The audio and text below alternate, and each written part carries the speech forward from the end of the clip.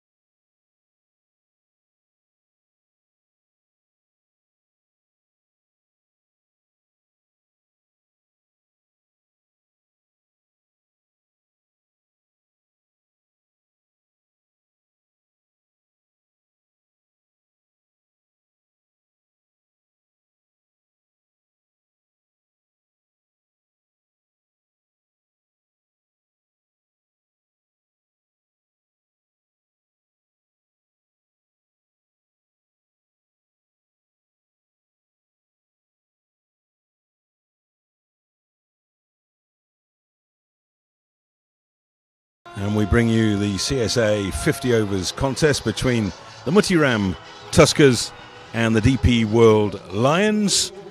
This is the penultimate game of log play for both of these two teams. The Tuskers are in the field. The Lions have won the toss, and they have decided that they will take first use of what looks a very good batting strip. Darren de Pavillon will bowl the first over from the college end, his old alma mater, and the two Lions batters are out there in the middle, and that is Reza Hendricks and Zubair Hamza. Alongside me is former Lions stalwart Vaughan van Jaarsveld. Morning, Vaughan. Morning, Andy. Only half a stalwart, so it's only there for about 8 or 9 years. We'll call you a stool, or actually we could call you a wart. The second one sounds a little bit better. Yeah, So, good to be here in Maritzburg. Lovely weather once again, not a cloud in the sky. Should be an interesting encounter. here we go, first ball of the day. De Pavillon bowling to Zubair Hamza. Hendricks at the non-striker's end. And we've got a slip in place. That's Malcolm No Foul. Keeping wicket is Ntando Zuma. And we've got Mikey Erlang at short mid-wicket. We've got a mid-on, a mid-off, a short extra cover. Cover point and a cover. And we've also got a third man and a fine leg. And there's that familiar swing from Darren de Pavillon. So some team news on either side. And there's a new captain for the Moothee Tuskers, Cameron Shackleton, taking the armband today. And the main reason for that is that Wayne Parnell has become a father for the third time. And so he is at his wife's bedside and not here today. And that's a big loss for the Tuskers, with Parnell's 89 not out against Western Province a few days ago, winning them their one and only game in this CSA 50 over tournament down at Newlands. Nice line from the former Dolphins player, Darren de Pavillon. And I'll give you some other team news. No Sean Gilson for the Tuskers today. So he's been a very reliable player, perhaps more with the ball than the bat this year, but really speaking, he's a batting all-rounder. And that does weaken the Tuskers middle order more than somewhat.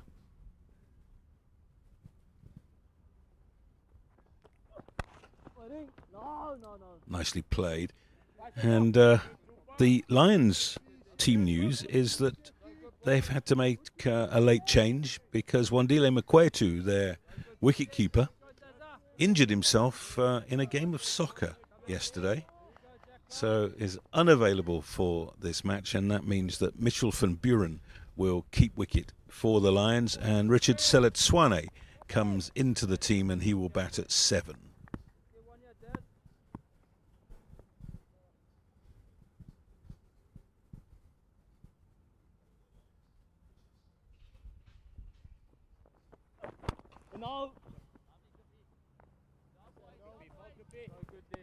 Good start from de Pavillon. We've become used to this.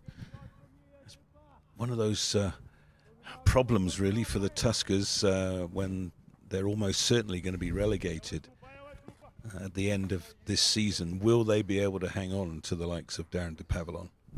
No, I don't think so, Andy. I was just looking out when you're giving the team news and almost thinking if they go to Div 2, you're going to see quite a few new Mass faces. exodus. Yeah.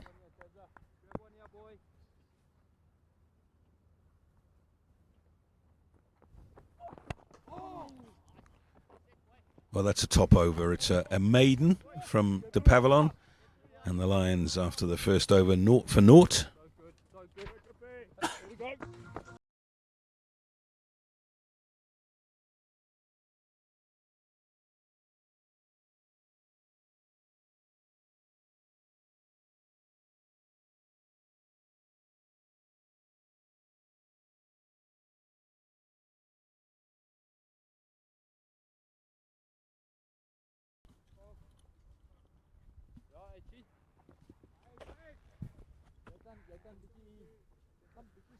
Just the fraction, Riza. Away. That's too much, too much. Oh, I just forgotten taking up the new ball from the commentary end. It's good to see him actually on the field after that awful injury that he sustained in the T20. We thought it was career ending, but he's come back. He's got a big brace on that right foot, but he played in the SA20. Yeah, everyone said to us, career done. Bowling to Reza Hendricks.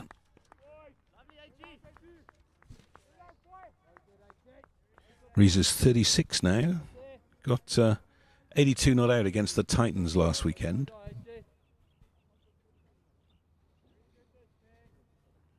Yeah, still churning out the runs. It's actually 12 years since he made his South African debut. Got 100 on debut in ODI cricket. Nice little seam movement.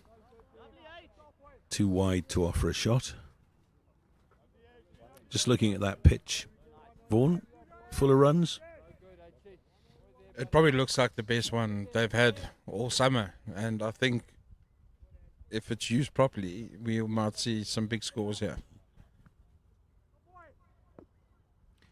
Yeah, I think the Tuskers bowlers are going to have to make use of the new ball during the power play when it's still swinging. And that one does swing, but down the leg side. Well taken by Tando Zuma.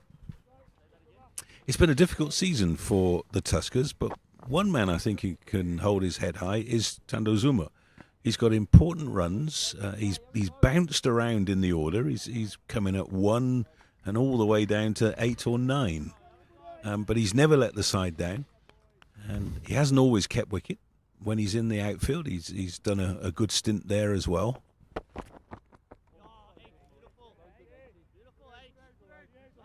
Yeah, himself, Malcolm Nofel, Sean Gilson. There's a few of them that can stick their hands up. Obviously, these two that have opened the bowling now as well, Pavlon and Filion. They've given service to this franchise in a way where I think it's only beneficial going forward, even if they head back to Division 2 next year. Well fielded. They've almost created a standard where anyone new coming in, I think, will relish the opportunity of playing down here. It's an iconic ground, only ground with a tree in it. Still the original pavilion, so there's things looking up, and maybe in the near future they might be in Division 1 for a lot longer than one season.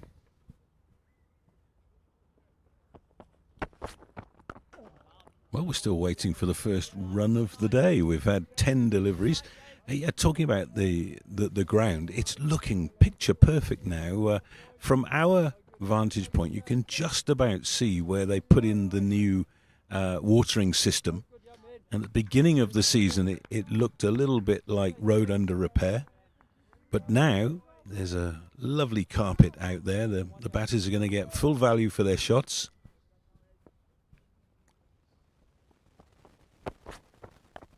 Sliced away, and that will be 4. Jonty Rapalane, if he could have got on a step ladder, might have been able to make an effort at that one. But there was enough bat on ball, and Reza Hendricks gets the scoreboard going. That's the first runs of the day and the end of the second over.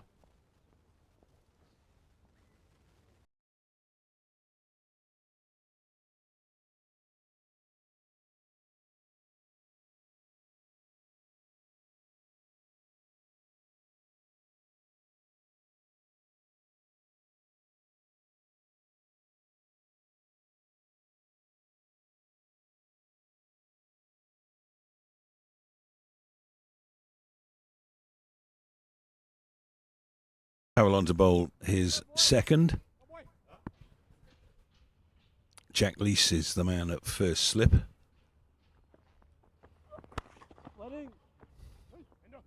Hamza still not off the mark. He's 29 years old now. We tend to still think of him as a bright young prospect. And he played 8 Test matches. That's been a while. He's averaging 36 in 71 List A games, which is probably short of what he's worth. Yeah, you almost think to yourself, he was batting at 3 or 4. You should be averaging a little bit touch higher than that.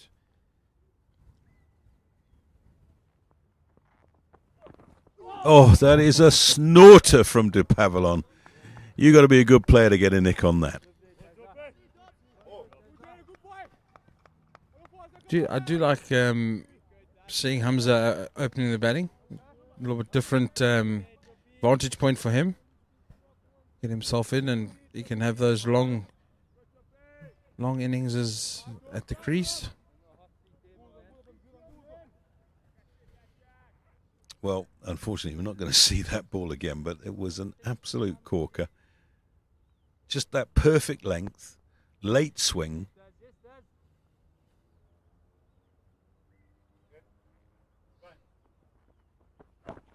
Short, 4. Well, I think that tells you a lot, doesn't it? You bowl a snorter, and if you just drop a little bit short on this, you're going to get punished. Yeah, and that's why I say that this is probably the best looking pitch they've had here in Maritzburg for a while. You get good bounce and good carry if you hit your area as well. And if you bang it in short, it's a freebie. Where it's gonna come through nicely. It's not really gonna scare anybody, so you just gotta be careful on how you use that length and that line that you want to control and control the run rate from.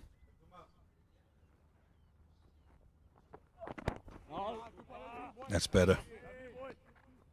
So it's the first ball that he's dropped fractionally short, and it's disappeared.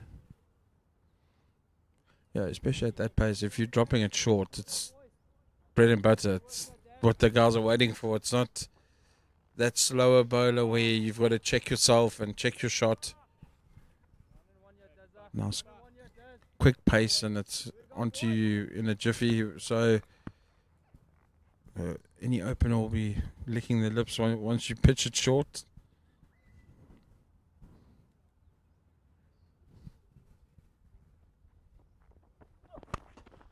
Nicely played by Hamza.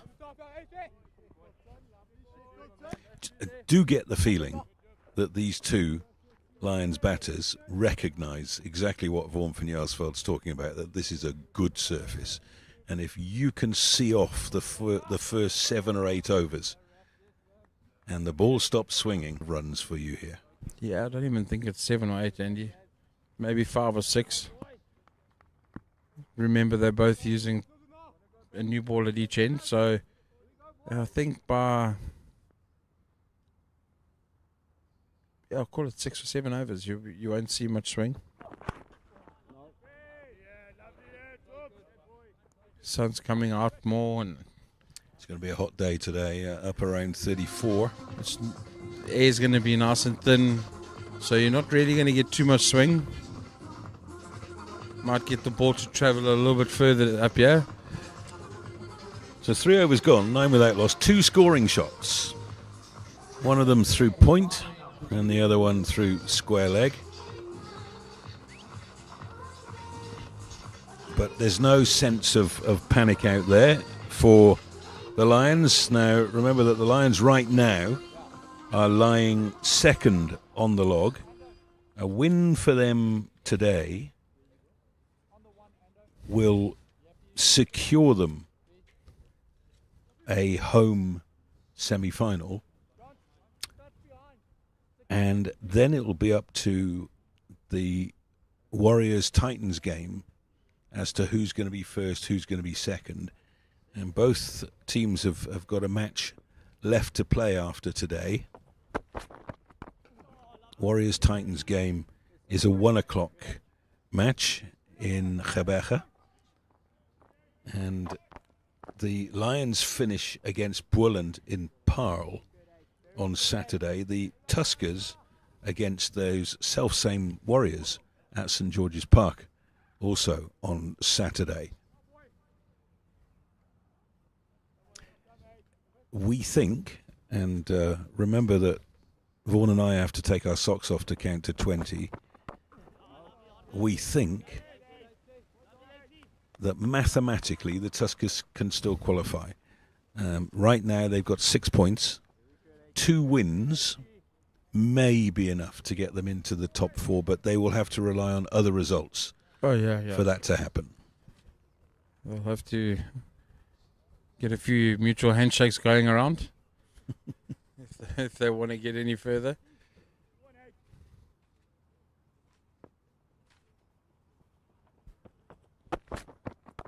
That's a good shot. That's 4. Driven. Beautiful shot. That's a Reza Hendricks staple, isn't it? He drives the ball through the offside beautifully. Aesthetically calming on the eye. There's a Reza Hendricks cover drive. See the replay there. Over pitch from Viljoen. Pierce through the gap with ease. An interesting Reza Hendricks stat that I came across preparing for this game. He's the first batter to score centuries in all 3 SA franchise competitions in the same season. That was in 2018. Coming back for 2. And those are the first runs, as in they actually had to run. It's well played.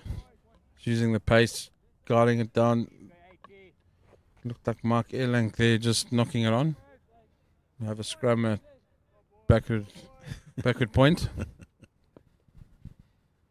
Yeah, we're at that point in the season where the cricket season morphs into the rugby season. That'll be a couple, I think. No, late decision.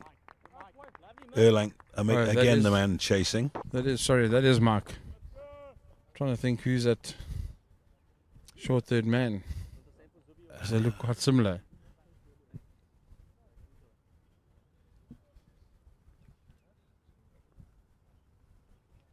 That's middle. 1 left. Is it Ziad Abrams? I was just going to say, I think it is.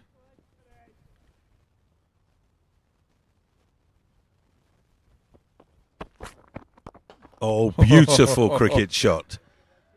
Half volley, you've still got to hit them. 4 runs, end of the over. And that's a big over, 11 runs from it. And the Lions, after a quiet start, are cruising nicely now at 20 for none.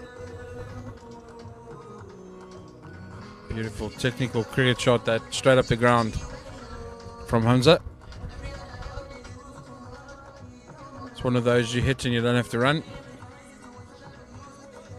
You can admire the cricket shot all the way till it gets to the boundary.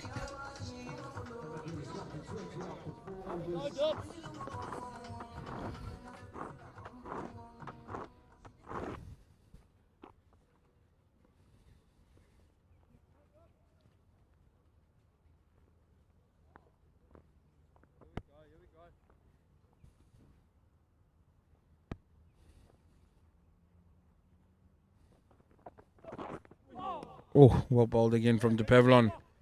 Confirmation, it is Ziad Abrams that we were looking at, and he probably will come on first change, and he'll be one of the death bowlers. That's his speciality.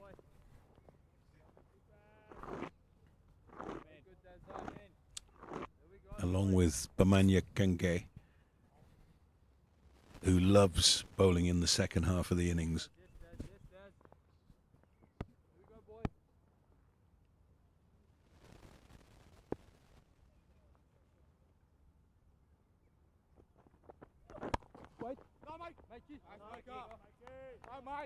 Can just see the batters now getting used to the pace.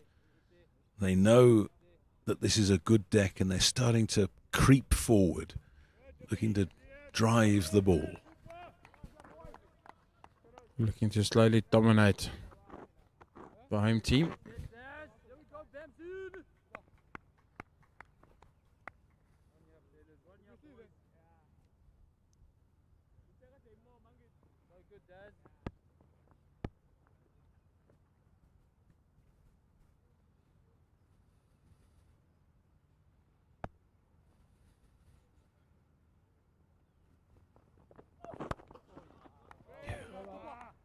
You could just see the shape that De Pavillon is bowling with. He's opening up the batters. But as Vaughan Van was saying, that shape isn't going to last long. And once it's not swinging, it's going to be hitting the middle of the bat. Few soundboards as well.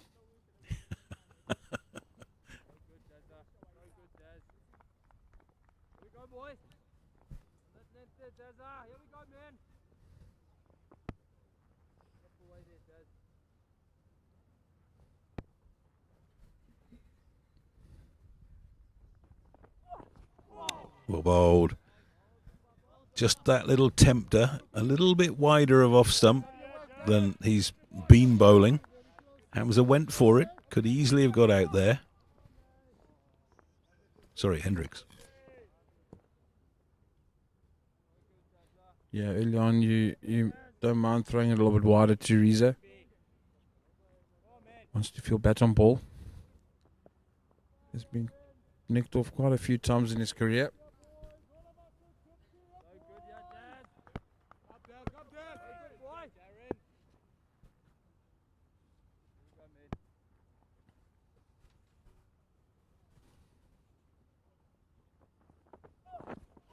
Oh, that's a snorter. I think he went wide of the crease there and fooled Hendricks with the angle.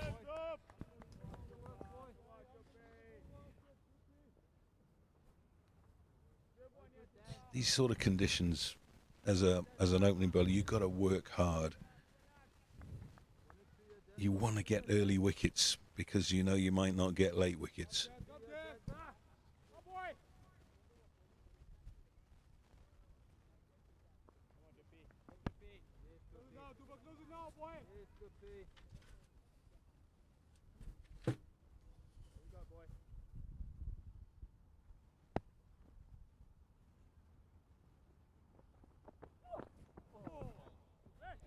This time we'll give him the benefit of the doubt. Left that one. Very good lines and lengths from De Pavillon. Finished his third over. That's a maiden. Second maiden of the innings.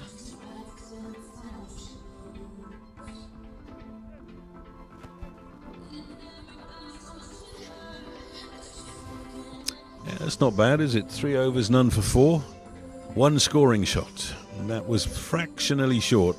Pummeled away through square leg by Hamza.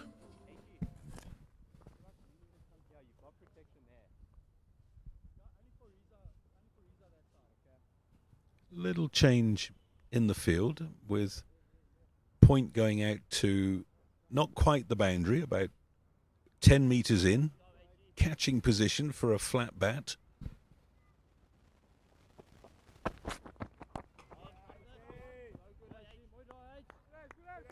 Gun barrel straight, Andy. Yeah, one of those pitches, the faster you bowl it, the quicker it's going to go to the boundary. Just to give both sides their best here, the Lions are playing properly and the Tuskers are bowling properly. This is good cricket at the moment, but you just feel that there's bad news coming for the Tuskers. Yeah, hopefully they can hang on to this momentum. Keep the discipline going, keep the lines, keep the lengths going. I'm sure if they keep doing that, they'll eventually grab a wicket or two.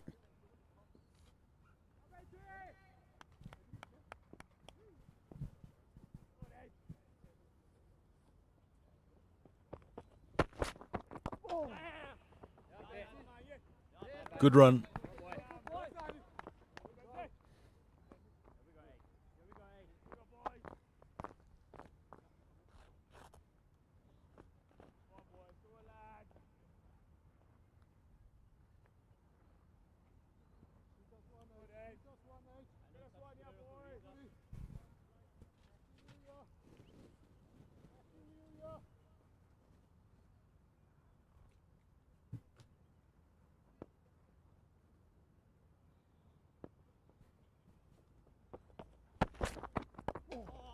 Bowled.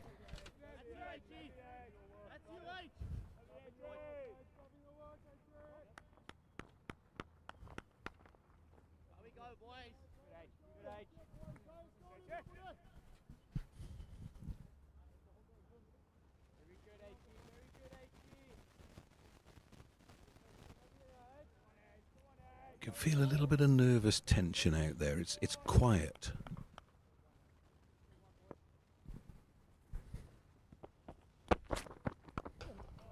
You'll be disappointed, Reza, that he didn't get hold of that. That was the one he was waiting for.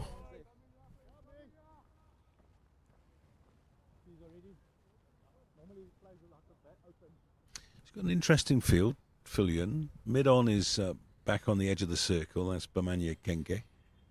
And he's got a short mid-wicket and a man under the tree at deep backward square.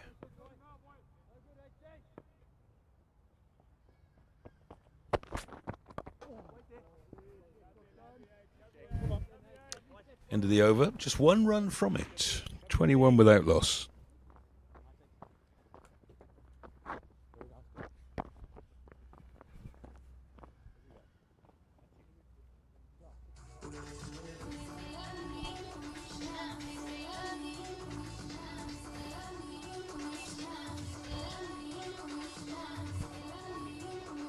You also feel, Andy, how long are these two going to bowl for in this heat? How long are they going to go for? Do they maybe have somebody in the back or two people that they could try and go for as long as they can? Well, they've got Abrams and Kenke, who are very respectable seam up with the newish ball. So they might make a double change, keep everybody fresh. But I suppose if you're captain, you know you're going to be in for a long day in the field. While you've got control, you want to keep control. Bit of extra bounce there as Hamza tries to hit it over the top. And also, you're looking at your bowler all the time. And Darren de Pavillon will tell you when he doesn't want to bowl anymore. He might not tell you in words, but you'll see the body language. And I think as long as the ball is swinging, as it is, it'll be difficult to get the ball out of his hand.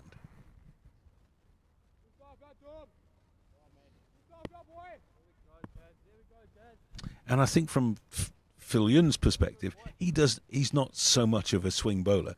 He doesn't mind bowling at any stage of the innings.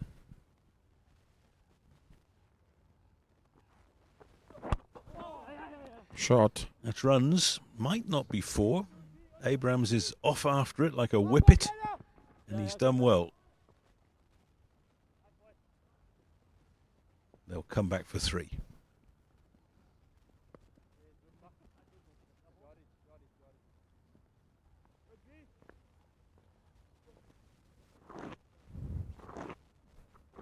So a rare scoring shot off de Pavillon, the second. Yeah, almost looking for that leg stump Yorker. Just missing his length, getting clipped off the legs. On stage, I thought he nearly got caught at mid-wicket.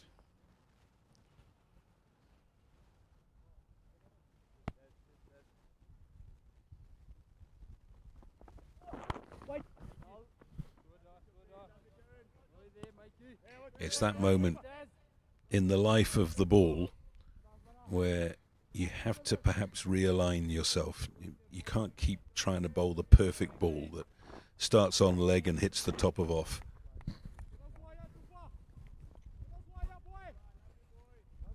Always keep the conditions right next to you in your pocket. So you know you can start in one place and then keep moving and moving and moving. Well, here at the Maritzburg Oval, there is not a cloud in the sky. There is not a breath of wind. A day sent to bat.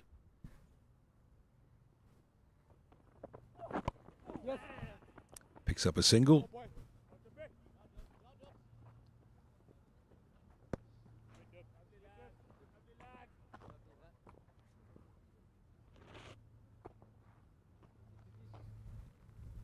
probably feel that the slow bowlers are going to be your middle overs campaigners.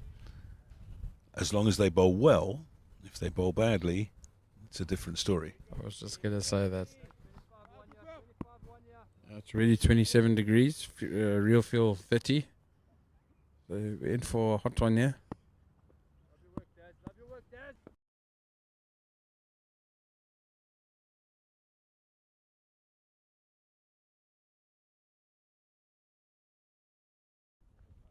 Zooms one.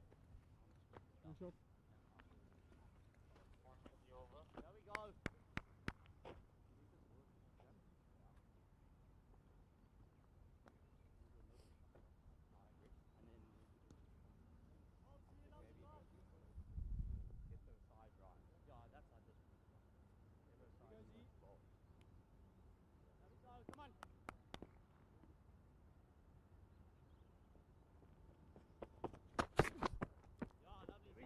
Over.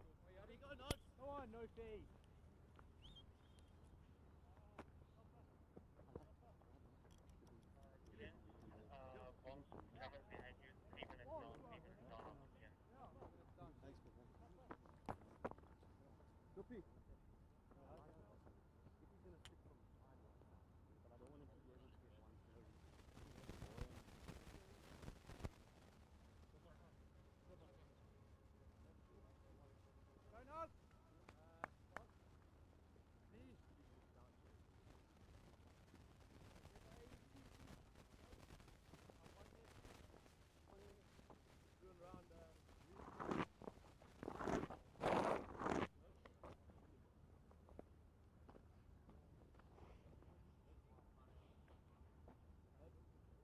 Dapat one.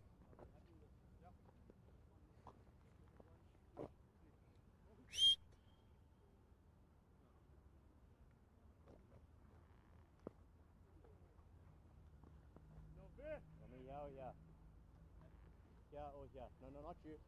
I'm gonna stop it. You want me? 2 points.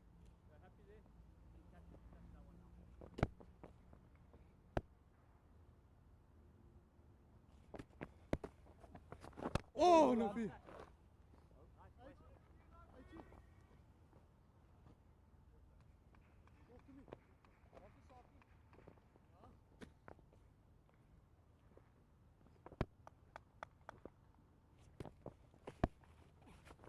How's that? That one. Come your first, go boy. Good nose. Good nose.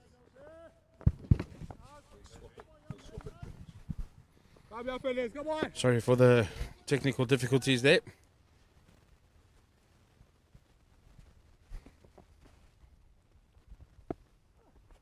Oh yeah, you're best. Vaughan, I mean, we were just talking off air. Lions 47 without loss after the power play. But we were just saying, you know, from a Lions point of view, they'll be quite happy with that. Yeah, there would be. No wickets down. Malcolm Nofel just missing that of his own bowling. Yeah, they've got some foundation to work with now. If they decide to kick on from here, that'll be good.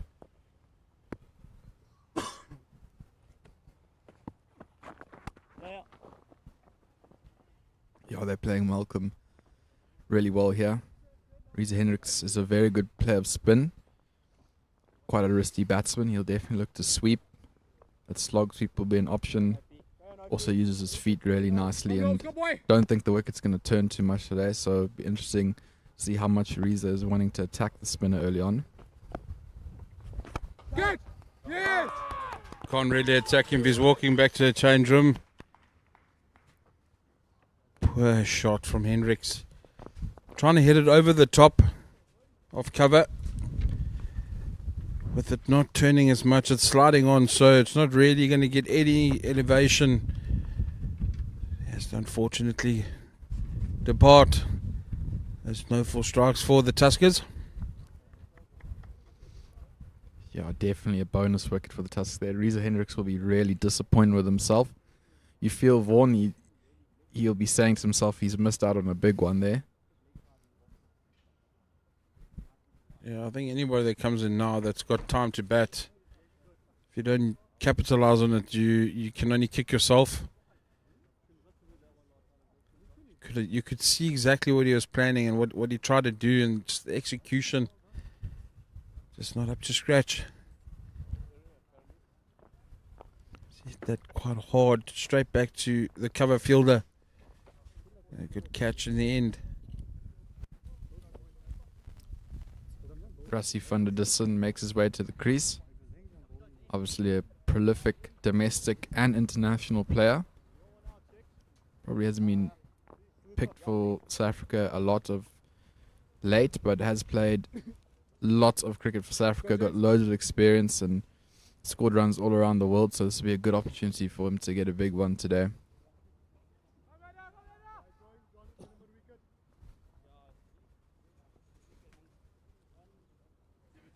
Abrams continuing from the commentary end.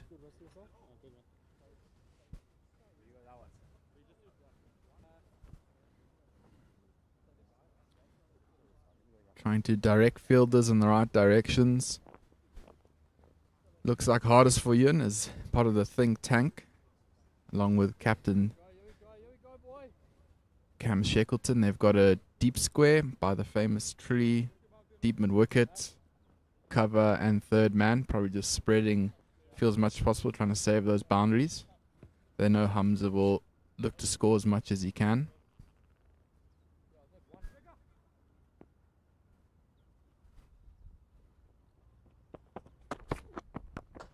Driven well by Hamza. Getting to the pitch of the delivery, good weight transfer and hitting that on the carpet all the way to the boundary for 4. Yeah, it's a lovely shot from Zubair Hamza. Definitely overpitched by Abrams. And they have set, a lot of cover fielders in the cover region, but you shouldn't be bowling half volleys. A player of Hamza's capabilities won't be missing out on that.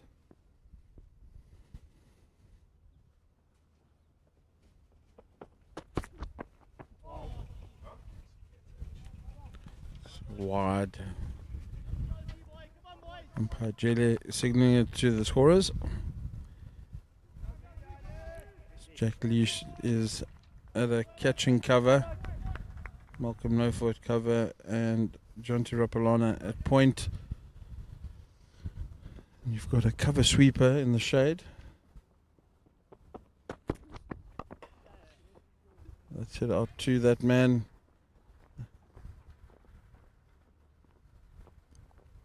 One interesting plan they have, because obviously packing the cover region, so Abrams was looking to bowl that wide out sort of line. I just don't know if I like that plan. I think Hamza's such a good cover driver, even though you've blocked off that section, he's so good that he's going to find the gap anyway. It's almost feeding into his strength a little bit. Yeah, fielder Sean Gilson comes back up into the ring. So there's no one patrolling the cover boundary for the new batter.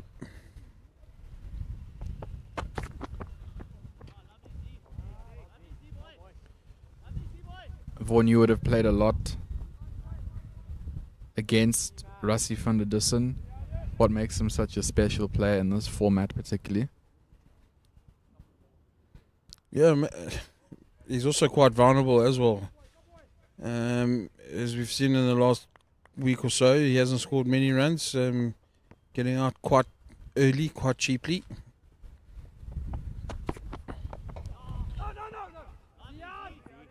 He looks to try and rotate strike as early as possible. Wants to feel bats on ball, so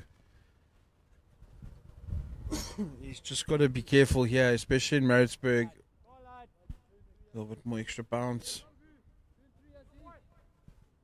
Maybe not pace, but just more bounce than around the country. They've now dropped that cover fielder to a sweeper.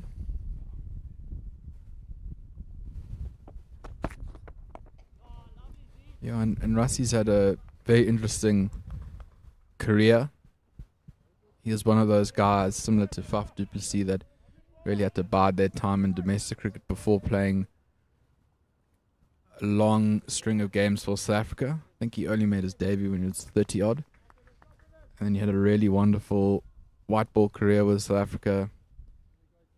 Had a very high and healthy average in ODI cricket.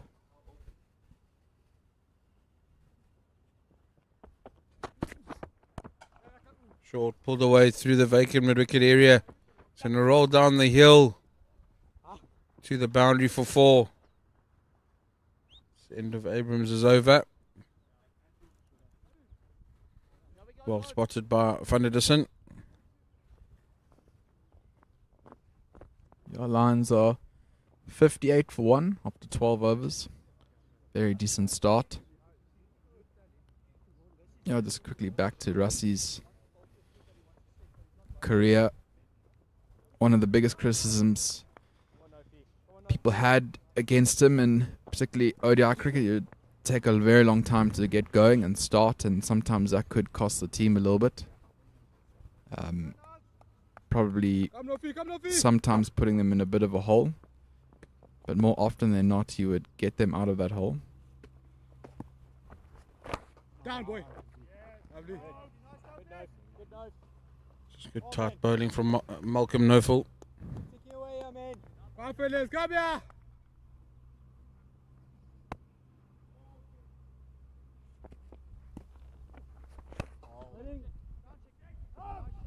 Lovely, Sheka. Good fielding by Shackleton. Captain setting the standards.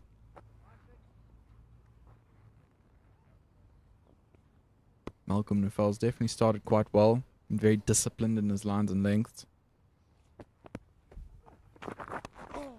Oh, it's been dropped at slip. Jack Leash just almost looks like the ball hit him and not the other way around. Very sharp chance at slip. Here we go, man. Here we go. How costly could that be for the Tuskers? We'll have to wait and see. Hit high, handsome, over mid-on. 1 bounce 4. Hamza playing some great shots here this morning.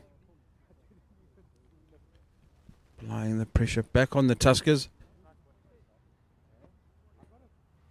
Vaughan, a common commentator saying, rubbing salt into the wound. Yeah, scary stuff. You know, when on a wicket like this, when he drops Ray Hamza, he's been in amazing form this season. He has been the Lions' best batsman this season. Difficult chance, but you know, if you take those catches, it can go a long way to the Tuskers reducing lines to a low score.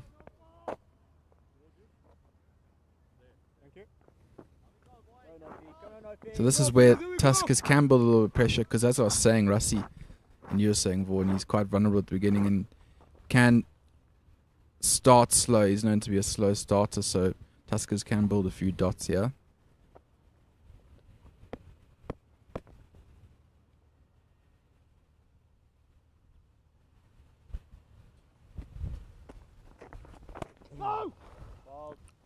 Well bowled from Nofel again.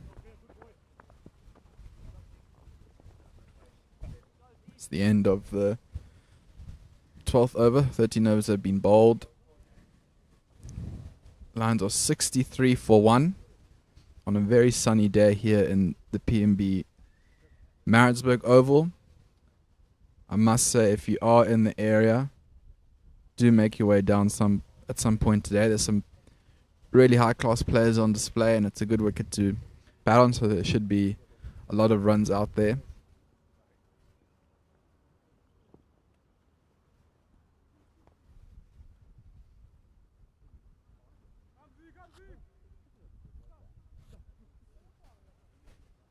Abrams will continue from the doozy end.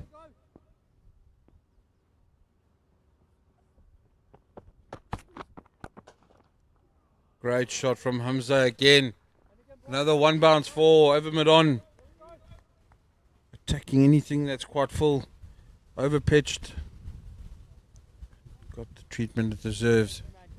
Yeah, Vaughan, I don't know what you make of this plan, but they've now just dropped that cover a little bit back, but they had two catching covers almost showing or telling Abrams to bowl wide outside off half volleys. It's feeding into Hamza's strength.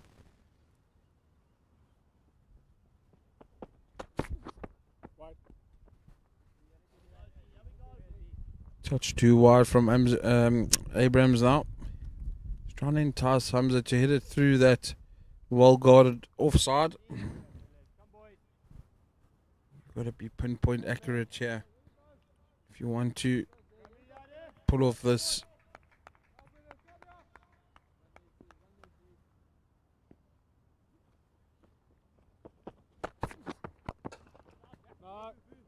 Good fielding from Jack Lees. Catching cover. Yeah, I just look at this field and I think it sends a signal of they're almost a bit scared to bowl at Hamza. Let's bowl it outside, wide outside off and hope he hits it to our fielders.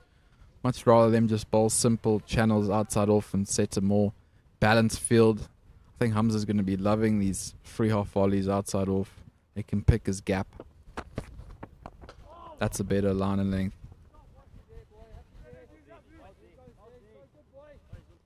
Just signaling to the non-striker about how the pitch is playing.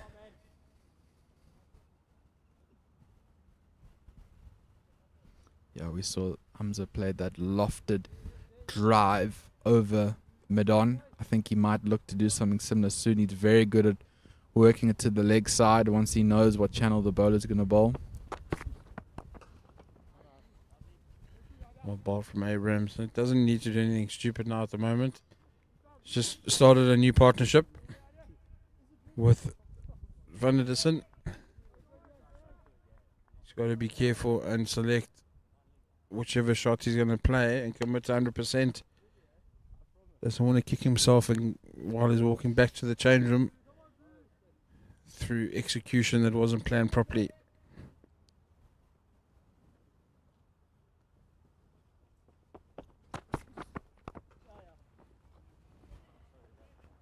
Square drive for one to the fielder at the cover sweeper. Sean Gilson cleaning up there. Yeah, good batting from Hamza. Of course, got the boundary early and over, and now the single. Just picking the gap precisely. Interesting to see how Rassie van der Dussen plays the situation. Is a decent cover drive of the ball, but often can be a little bit early on it and drive it in the air. And that's too straight from Abrams' work from Rassie van der Dussen to the leg side for one. Fielder tidies up. That is the end of the 13 over. 14 overs have been bowled. The Lions are 70 for 1.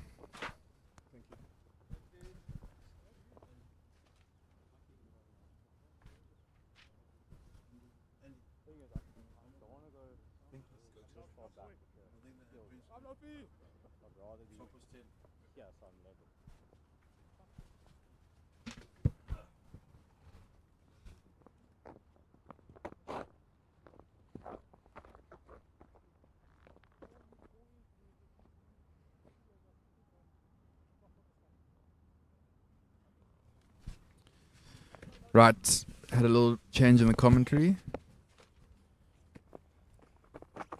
Vaughan van Jaarsveld's going to have a little bit of a break, and Andy Capistanio joins me with the Lions in a pretty good situation. Andy? Yeah, I think Reza Hendricks will be kicking himself in the pavilion for giving it away against this man, no foul. That's a good shot from Rassie van der Dussen. Understands his game. One bounce, 4. Yeah, Andy, it's weird. It's like sport often you have feelings that you don't know why and sort of vibes that you can't explain, but the vibe out there is very much not if Lions are going to get a big score, but when. And you can sense it out there. There's almost this fear from Tuskers waiting for, and Lions almost teasing them a little bit, you know.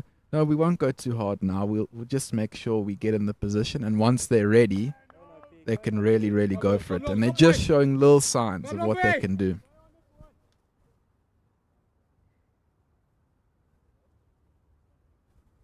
No change in the field. Still that gap at long on. That's a good run.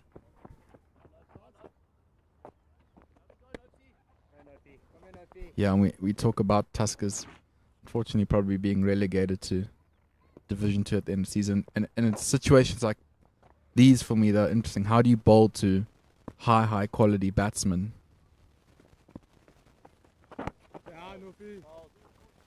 Good nose. On a good deck with a ball that's now 15 overs old. Good Noffy. Oh.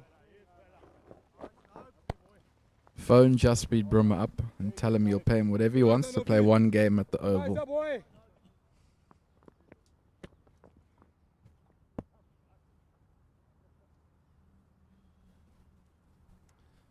So now they've opted to drop that mid-on back to long off, which I think is a good decision. Happy to concede the one at this point. Oh, this is runs. That ball is hastening away towards the boundary. Mikey Erlang brings it in, keeps them to 2. So 7 off the over without really trying too hard. That one boundary hit early in the over just takes so much pressure off the batting side, who feel, I'm sure, that 7 and over is cruising. And if they've got wickets in hand in the last 20, then really the sky's the limit. Looks like Bamanya Kenke is coming into the attack. Well, this could be an interesting contest, and because Bamande had that excellent game versus Western Province where he hit a 6 off the last ball to win. So he's obviously got a little bit of confidence. Maybe he's the man for the Tuskers today to prevent Lions from getting this Goliath score. They'll need some of his magic. Yeah, he's a modern seam bowler. Doesn't actually hold it seam up and try to swing the ball in a conventional fashion very often. It's all about variations to try and stop the batter from getting into a groove.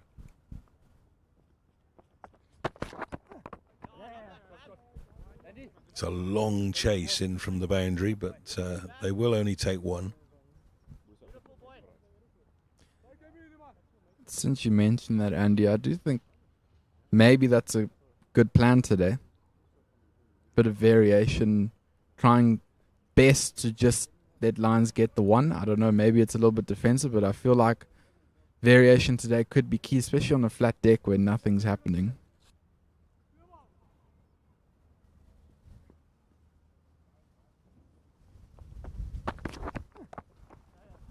Too short, 4 runs. And it almost hit the famous tree. I was hoping it was going to hit the famous tree.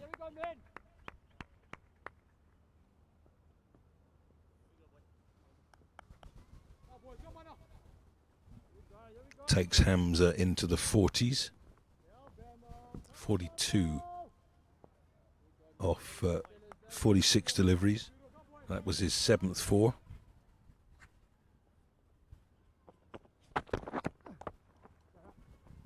This time straight to the man. I must say he looks like he's had a new lease of life recently. As I was telling you off air, and he's actually averaging 148 in this competition. I actually don't know what it is now. Now he's 40 not out. But we were just saying, you know, early on in his career he was hyped up to be the next Hashim Amla. Hasn't quite worked out like that, but it's never too late to... Well, I'll come back to that after this ball. The very man who is out there batting with him now, Rassie van der Dussen, made his South African debut at the age of 29, which is what Hamza is now. And there was a very good reason for picking Rassie van der Dussen at the time. They were looking for a solid middle-order player who knew his game. And Rassie was getting runs in all formats for the Lions. And as soon as he got into international cricket, because he'd spent so much time preparing for it, he stepped in as if he'd always belonged there. And yes, it didn't last that long, maybe 3 seasons before international sides started to work him out a little bit and close down his scoring areas. He's 37 years old now and still a high-quality player. And what that says to Zubair Hamza is don't be disheartened. Don't think it's never going to happen. He's already played 8 test matches, and there's no reason why he couldn't have an Indian summer to his career, get picked again, and be a difficult man to drop. Yeah, totally agree with you, Andy. It's watching him here, you can see the quality of play. It's always interesting with age in sport, isn't it? Do you give someone their debut young? Do you let them get more experience? And there's never a fully correct answer, but I love guys with the Rassie van Dussen story because he wasn't probably hyped up in high school to be the next AB or Brevis, and he wasn't probably always selected for Lions. He's probably played Division 2, a lot of club cricket games, but he kept going. And as you said, he learned about himself. He's probably not the most talented guy in the world, but he's become really, really effective at what he does.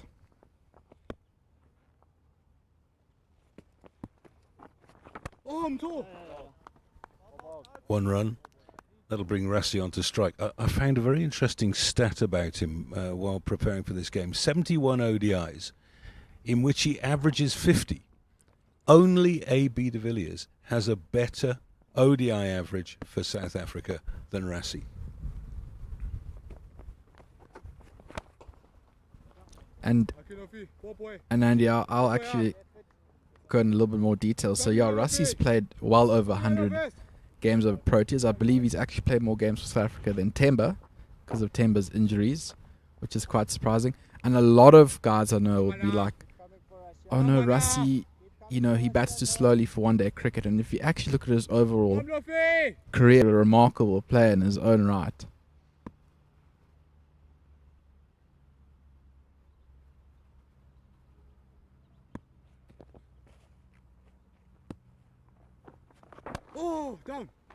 Oh, Malcolm will be annoyed there. And he's hurt himself in the process. Oh, I hope that's not a dislocated finger. The way that he's staying on his knees there, I have a feeling that that's hit him in a nasty spot. Yep, they're calling for the physio. No, they're not. They're sending him back. Yeah, and Malcolm's not one to, you know, make a big episode of expressing pain. So it must have been quite painful, let's put it that way.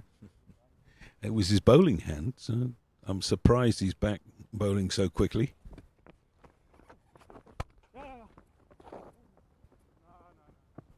Yeah, for those people who haven't played cricket, the ball is really, really hard.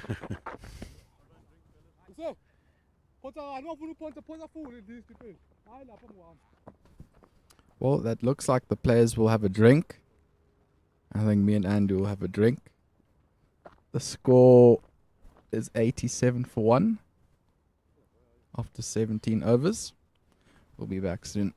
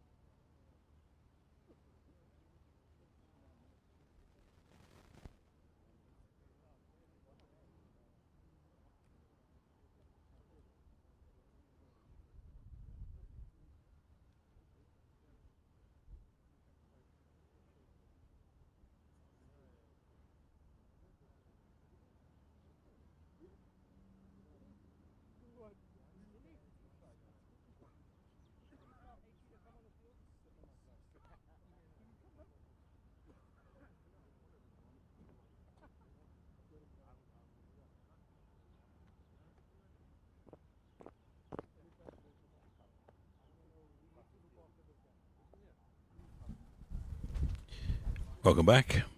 Maritzburg Oval is the venue. Penultimate game in the CSA 50 over competition for both of these teams in log play. The Lions are pretty much assured of a semi-final. They are looking for a home semi-final. They won the toss, chose to bat, and the one wicket to fall. Caught it short cover by Cameron Shackleton off the bowling of slow left arm of Malcolm No Foul was Reza Hendricks. Made 22 off 34 balls with 4 boundaries and was just starting to move into overdrive when he gave it away. So he's been replaced by Rassi van der Doosen. And Zubair Hamza is staring down the barrel of a half century. He's got 45 off 49 deliveries with 7 boundaries. The Tuskers have used 5 bowlers. Darren de Pavillon, the best of them. 5 overs, 2 maidens, none for 13. Hardisfield Yun bowled 3 overs for 17. Ziad Abraham's a little bit expensive today. 4 overs for 29. Malcolm No Foul 1 for 18 in 4. And Bamanye Kenke going for 6 off his first over and is ready to bowl his second, or is he? No, Andy, what happened is the umpires chose the wrong end, so they forgot which end they were. That's actually what happened. So we should remember the umpires in these conditions. Standing out there in the sun. R.I.P. And some of them, of course, are at an advanced age. Not all of them. So Malcolm Lofar will continue bowling his 5th over. Bowling to Zubair Hamza. Picks up a single off the first ball. And it really is looking a little bit formulaic out there now. The power play is long past. There are 4 players on the boundary. There are runs to be had everywhere. And the Tuskers look as if they've resigned themselves to a long afternoon. It's weird. You can't say they look like they've given up, but there's certainly a vibe out there. You know, especially in this heat won't make it easier. But it's interesting, Andy, when people ask me, what's so amazing about sport? Why do you love sport? And I always say, it's because it's like a movie script that hasn't been scripted. No one's written the script. It happens in front of you. But sometimes in sport, occasionally, like today, you can almost see the script. And you're pretty sure that that is the script. And I think that's the feeling we get up here. Yeah, the Lions have built a very healthy platform.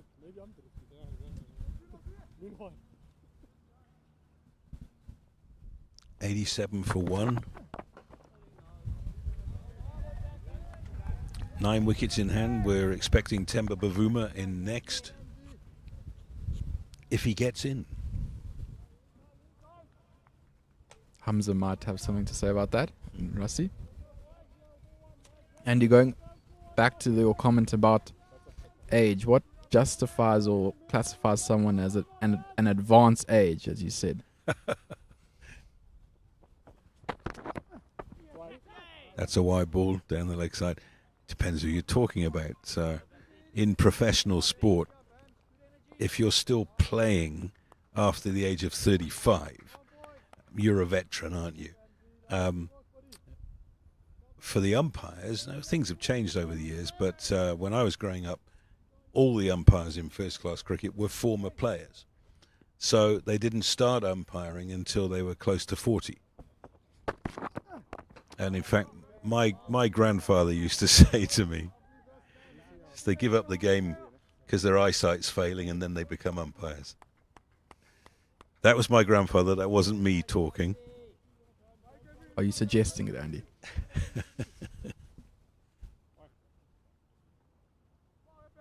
But it's a tough job, and it's become that much tougher because virtually all cricket now is on TV or on a monitor. That's 4. Too short from Kenge, and that will be 50. for Zubair Hamza. Coming up off 52 deliveries with 8 boundaries. Yeah, pretty ominous signs here for Tuskers, and Zubair Hamza has looked really, really good out there. Confident, assured, timing the ball very, very well. Definitely hundreds on the cards for him.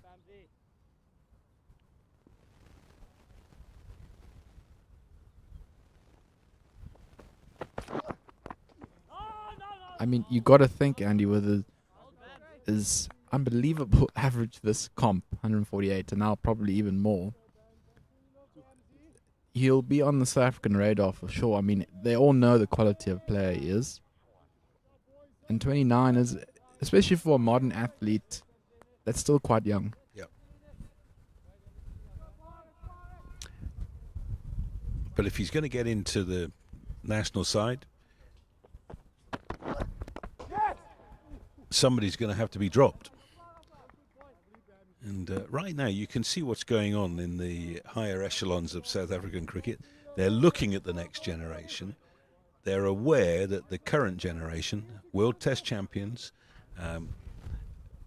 really good side at both 50 over and 20 over level, and you want pressure coming from underneath. People have to perform, otherwise they get dropped, and Hamza's one of many who would be an option. You think of someone like Beddingham, who was a first choice Protea player 2 years ago and looked as if he'd been overlooked wrongly, but now he can't make the side. Yeah, he played for Durham for years and had a remarkable record for Durham. As we see here, it looks like hardest for Ian's going to come from the college end. 93 for 1 now. And that's after 18 overs. Not 20 overs, Andy? It's not been 20 overs.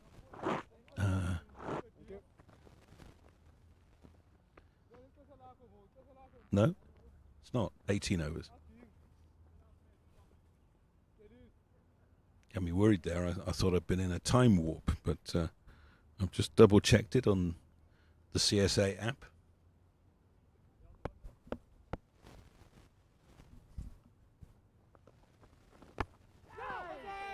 That's the bat hitting the ground that you heard, with Hardest William back in the attack, bowling to Rassi Fernandes, and these two have played a lot of cricket together. Hardest was a stalwart for the Lions for many years before going on his travels. He knows where Rassi scores his runs.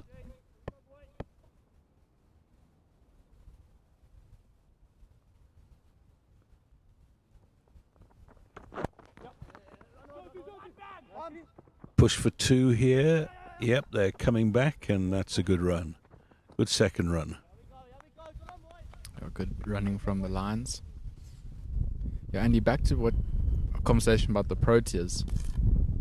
What might work in Hamza's favour is he actually played for Western Province for quite a long time, and Shukri was his coach.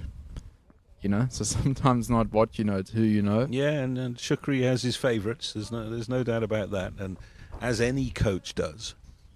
Yeah, and you sort of need to back yourself and back what your gut feeling. That's well fielded by Shackleton, taking the captaincy reins today. Good to see him out there. He dislocated his shoulder fielding in the 20 over competition on this ground. If we're bowling from the end that we are at the moment, he would have been at deep backward square. Came in to field the ball and fell awkwardly, dislocated his shoulder, had to have an operation in November last year. That'll be one more. And chatting to him before the game, it was the first time he'd dislocated his shoulder. Some people do it all the time.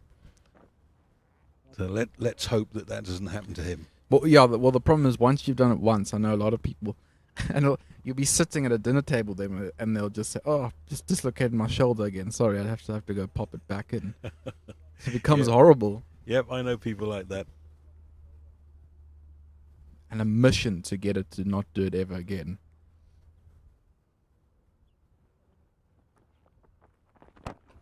Who's our downhill cyclist who lives in Maritzburg, world champion? I have no idea. Andy. I have to look him up now, but he does the downhill mountain biking, and he is one of those people who dislocates his shoulder for no reason at all. And he told me a story about how he was in the middle of a downhill when he dislocated his shoulder and carried on and just swung his arm around until it went back in. I'm not surprised, Andy, because if you're crazy enough to do the downhill cycling, you're crazy enough to carry on when your shoulder dislocates. End of the over.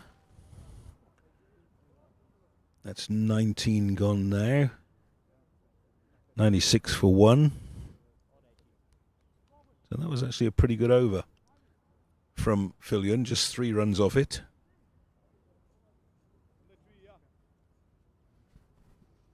I'm not sure, because we've got a power outage at the ground and we don't know what you're seeing at home, not sure whether you're seeing the stats.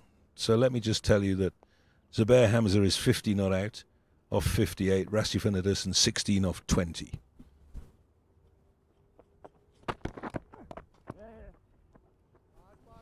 Yeah, and as you were saying, talking about Rassi van der Dussen, Andy, what's so worrying in a situation like this is because he's done it at the highest level.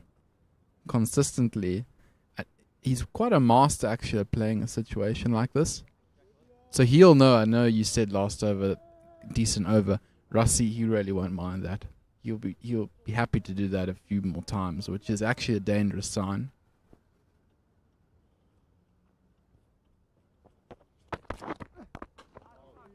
That's good straight bowling from Bamanya Kenke. I picked up this morning that Rassi, thinking about leaving the game that he loves eventually, has set up a chain of coffee houses. It's called Abantu Coffee, and he's looking for people who would like to pick up a franchise. Is this an advertisement for him, Andy? I hasten to add that he has not asked me to advertise, but I just thought I'd put it out there. He's quite a presence on social media. I have seen a little bit about his coffee. He has a lot of little things he likes to do. So he's quite funny on social media, actually, Rassi.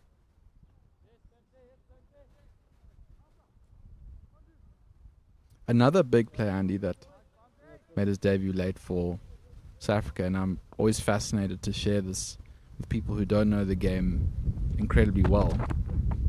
That's well bowled. Good bouncer. Is Faf du Plessis made his debut when he was 28, and everyone seems to think Faf was this hyped up kid who came and played for South Africa and became the captain, but he had to graft for years and years. Well, he was exact contemporary with AB, and AB, of course, did make it early. And if I'm being harsh, and I'm allowed to be harsh, Are you, Andy? I'm here to tell you that AB didn't get as many runs as he should have done in all formats of the game for the Proteas, which is to take nothing away from his greatness as a player. That's how great he was, that he underperformed. Okay. Now, Faf, having to live in the shadow of AB for all those years, eventually gets picked at 28. And you remember that 100 that he made to save the game in Australia early in his career. Shot. Yeah, that's very well fielded by Shackleton. That's saved 3 runs. It was actually on his debut. Oh, was it on debut? Yeah. Right. That was the unreal part of it. And it was the making of him. I mean, once he'd done that, everybody knew, okay, we got one here. He's got jam tart, as we say in the trade. Cockney rhyming slang for heart.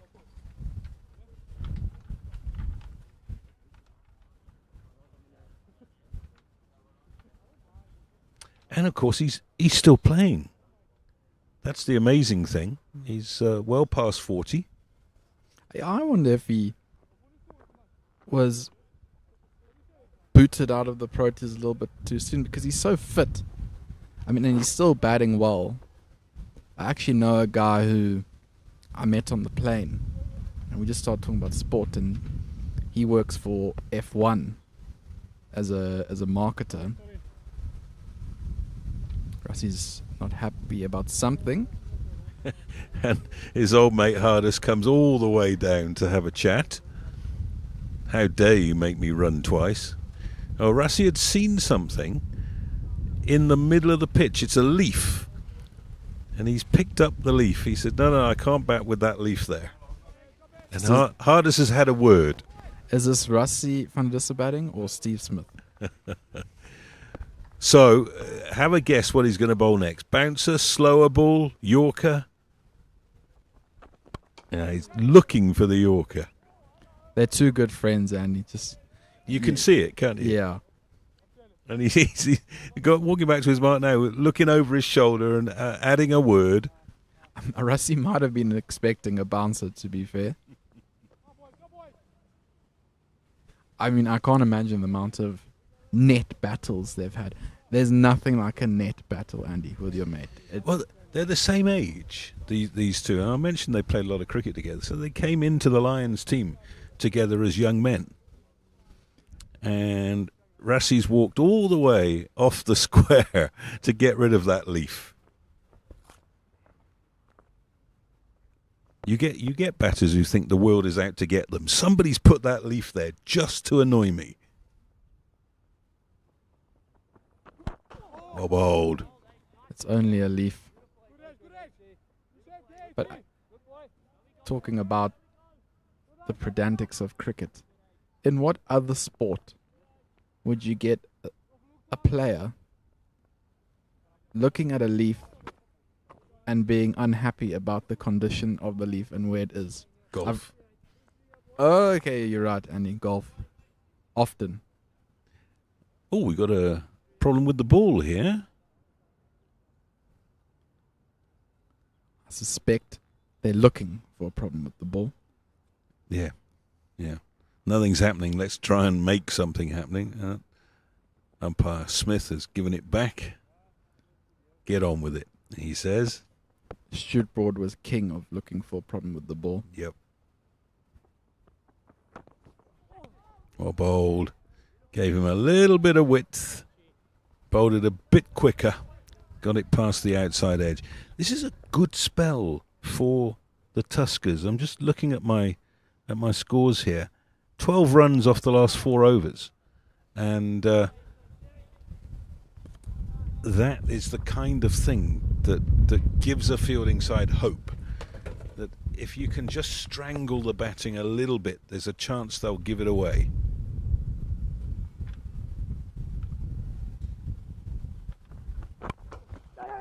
Oh, going for the single. Trouble here. Direct hit. No, he's home. That's good running from Rassie. Yeah, one of Rassie's big features on his Instagram is how fit he is and how big of a fit enthusiast he is. So 37, but he's still quite quick on his feet. That's the 100 up, by the way, in the 21st over.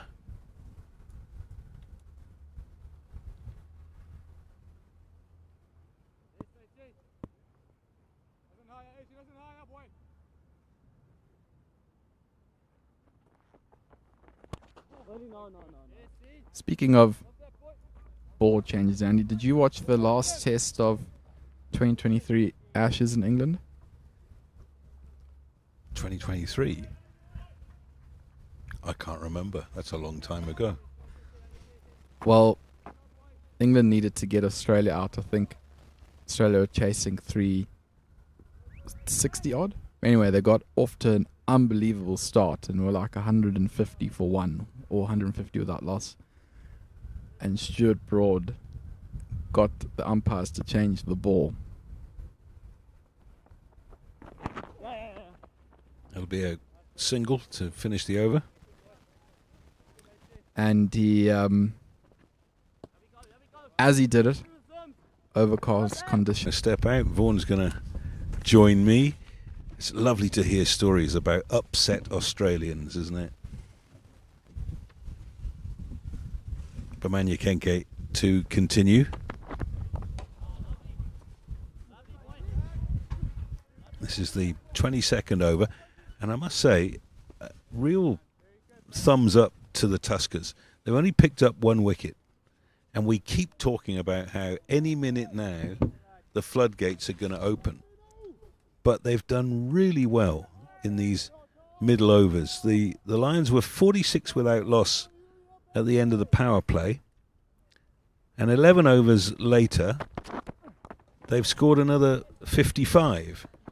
So going along at 5 and over, and there's nothing wrong with that, and there's plenty of time left, and we're still talking about a big score that was probably going to come from the Lions, but Vaughan Finney-Arsfeld. I think thumbs up to the Tuskers in the field. They've worked hard. Yeah, they've actually been good. Put their bodies on the line. Their bowlers have been disciplined. They haven't been lucky, if that makes sense. They haven't had any half chances. Yeah, well, one drop at slip on 30 for Hamza. Yeah, tough chance. But you're talking of those other half chances where it's a dive or maybe a run out or something like that to happen for them, and it hasn't happened so far. But big ups to them. It's hot, it's humid. They're putting in the hard work. Hopefully, in the next couple of overs, they can maybe make another breakthrough. Too short, but there is insurance out there, I say. It has whacked into the hoardings next to the pavilion with a resounding thud. Nobody had a chance of getting a hand on that.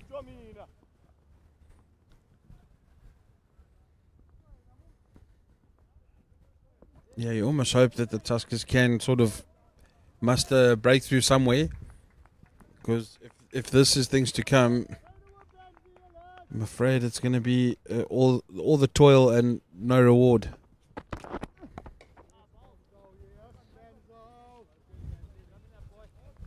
Yeah, I think that the story that we've seen is anything short is a free hit.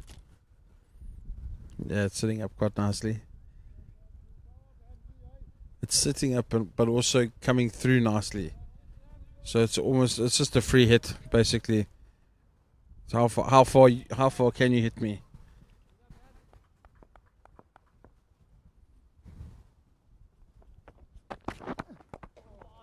Nice little slower ball coming through. Yeah, that's not bad from Hardisfillion. He recognised that Rassi was out of the blocks early and Hamza was out of the blocks late. But they get through. End of the over.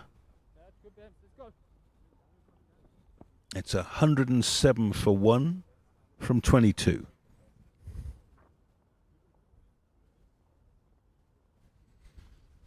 So we're 3 overs shy of halfway.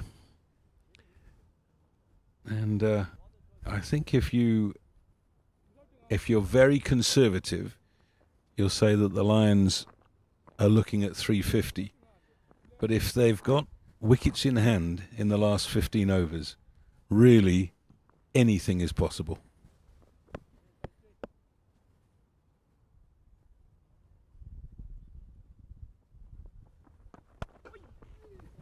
That was in the air for quite a long time, but it's going to be fielded on the mid-wicket boundary by Jonty Rapalana, and they pick up a couple.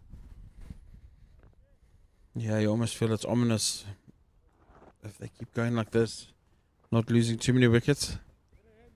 That last 15, 20 overs are going to be full of fireworks. They've got the batters to do so.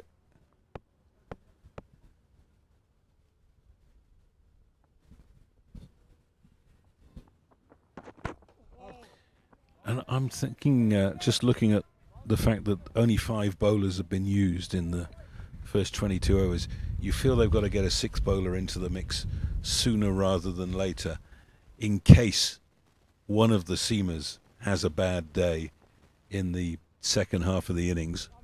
And personally, I'd get Mikey Erlank in there with his off spin, give him a couple of overs and see if it's his day. And we've seen Erlank bowl properly.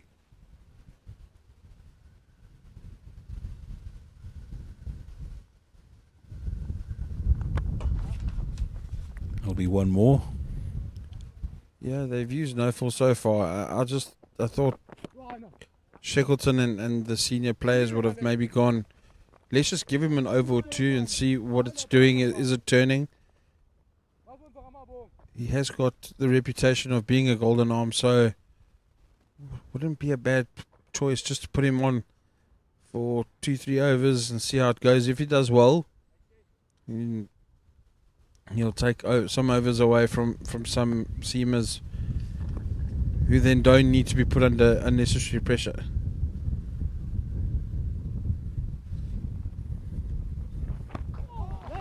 It's well bowled. They've picked up a single from absolutely nowhere. But he's turned him round there.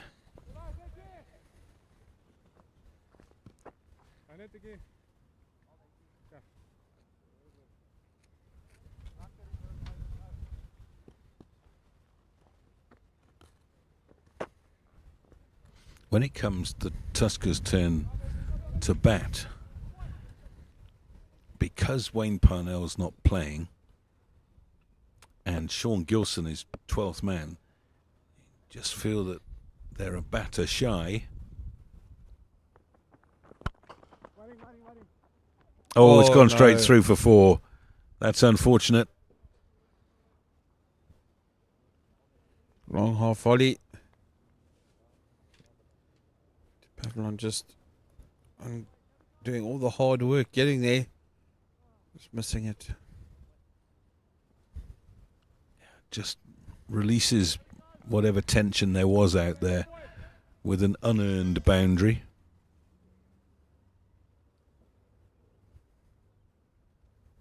Yeah, there's a few words between Ordis and Rassi.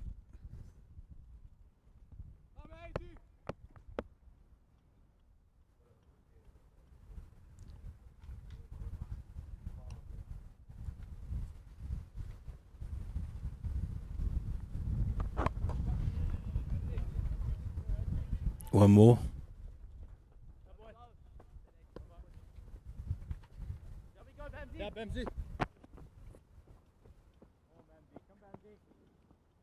So that's 116 for 1 from 23. They got 9 off the over. Fillion now 6 overs for 31.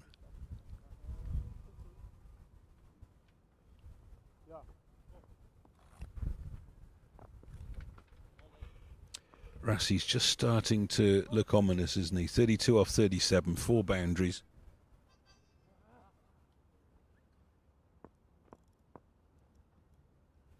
Partnership is 68. Oops, there's a pesky insect out there now. If it isn't leaves, it's insects.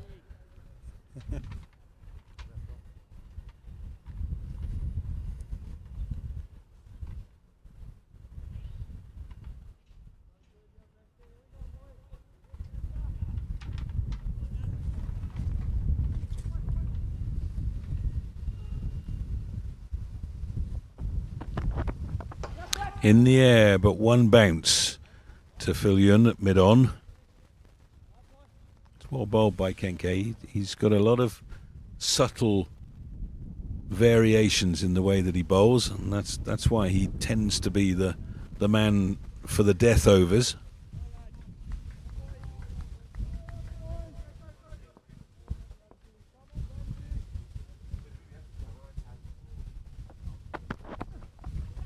Edged. That will be 4 runs.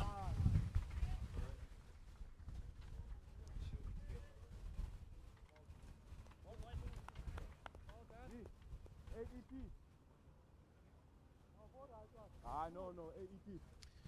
These are the moments now of danger for the Tuskers. They've fought so hard up to now. What you can't afford is suddenly 5 overs to disappear. Yeah, you almost feel that last couple of boundaries, that's what's happened.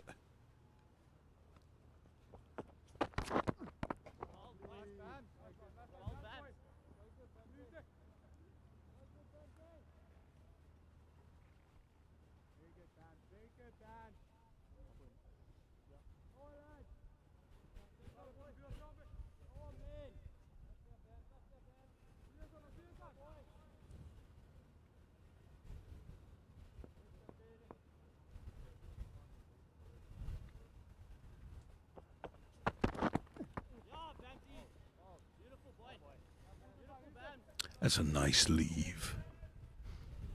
Nice to have the confidence to know that you don't have to play a shot of ball. Yeah, and same breath, good bowling. Second one in that little channel outside of stump.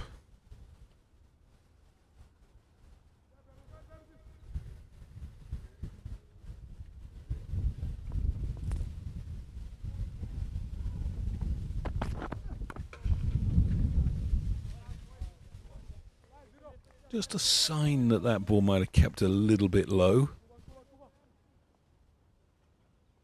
Looking for reasons to blame the pitch now.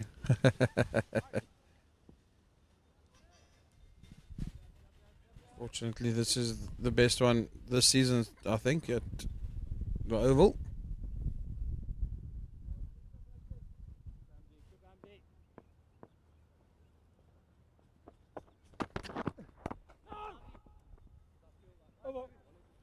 Very good finish to that over from Gege. Just 4 runs off the over. It was that edge down to third man. So 120 for 1 from 24. You can see Rassi taking the helmet off, wiping himself, showing you exactly how hot it is out there. Here we go, golden arm. Yeah, Coming we on for the talked him college on. end. There we go. I think they can hear us from here. Yeah, so Mikey Erlang, remember that when he first started playing first-class cricket, and he's 35 now, it was really as an off-spinner who batted in the lower middle order. And his game has changed over the years, become a very accomplished batter, got a double century to his name in first-class cricket this year, or this season, I should say.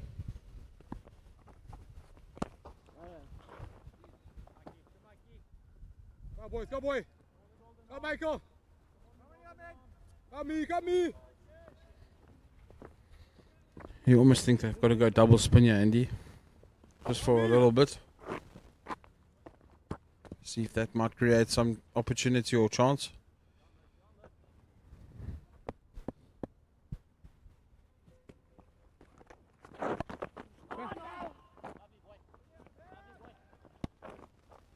You'd have no foul on from this end?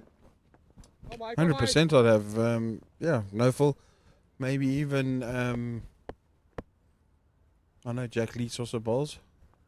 I'd throw somebody on just to confuse, maybe not confuse them, but just throw something else at the batters where they're not used to it.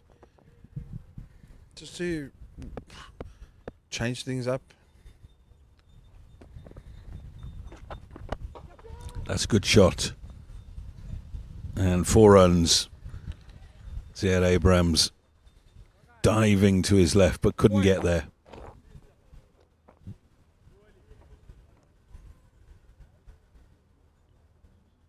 And that's the cut and thrust of the game. Rassi doesn't want to allow Erlang to settle.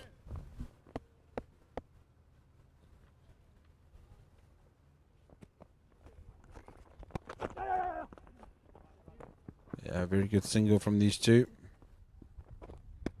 But that's what I'm talking about, Andy. He doesn't want him to settle because he knows that if he does settle, there goes 3, 4, 5, 6 overs very quickly where they're under pressure to score.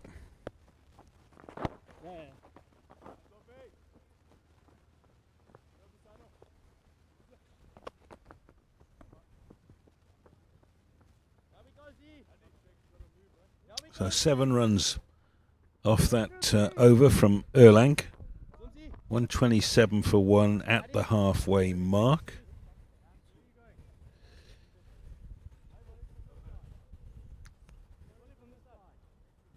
So let's get our abacus out and think about where this innings might go from here. 127 off 25, 9 wickets in hand. I'd say that the minimum you'd expect to score would be 200. Well, I mean, you look at another 5 overs, that's 30 deliveries.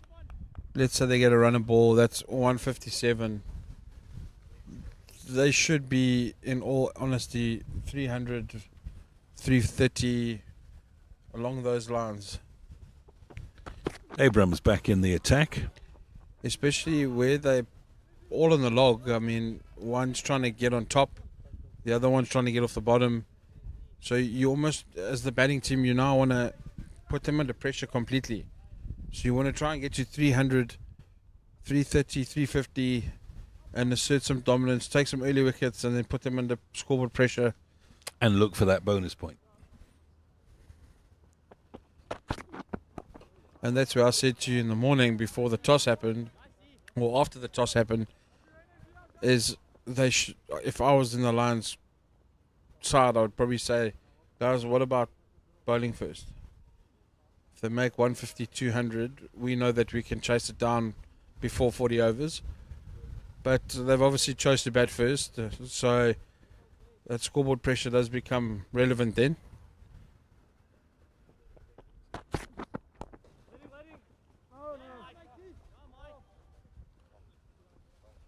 Also, as the team setting, you don't really want to lose wickets and clusters, so these two are very crucial in the next 5 overs. Making sure that they keep the scoreboard ticking, get to that 140, 150 at the 30 over mark, and then you can go from there. You can play a little T20 inside a 50 over game.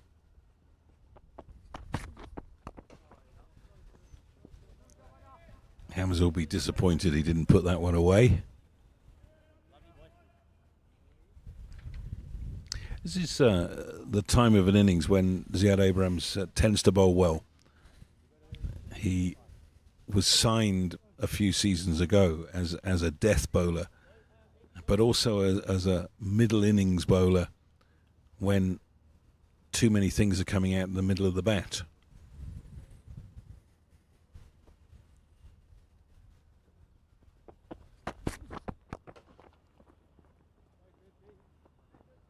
Long drive to long on for 1.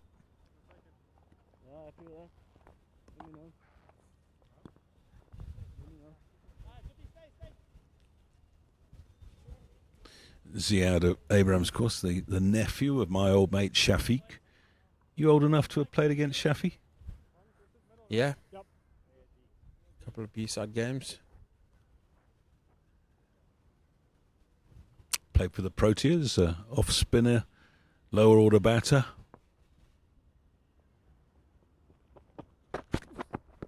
Oh, good shout! Must be out. Oh, and it hasn't been given. That wasn't so much an appeal as a that's out. I don't need to ask the umpire. Foregone conclusion. My goodness, why has that not been given out? Yeah, it looked like it hit him on the back leg in front of middle.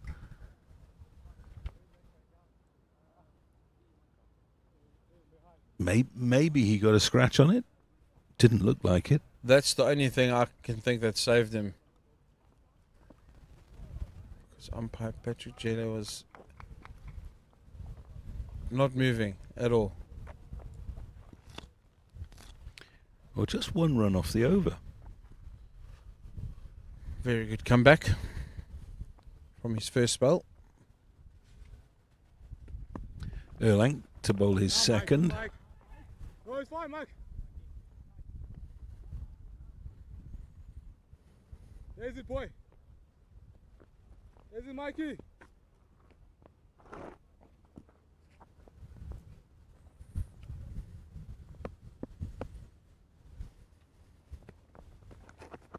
That's on him. Go, boy. Nicely fielded by Shackleton. Go for the mic, go for the mic.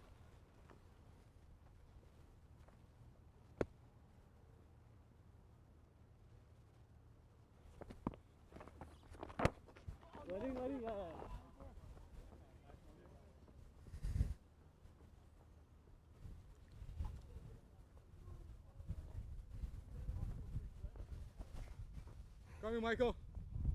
Come here, Michael.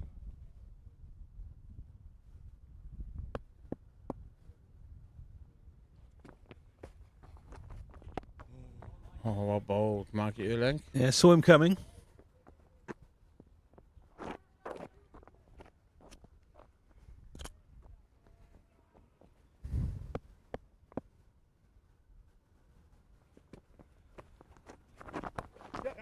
Oh, that's through. It's not going to be 4. They're going to come back for 2.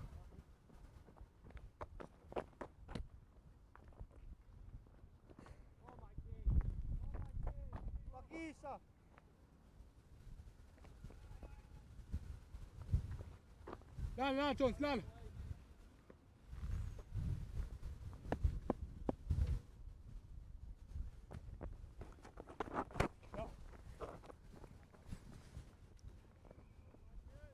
End of the over. A good tight over that.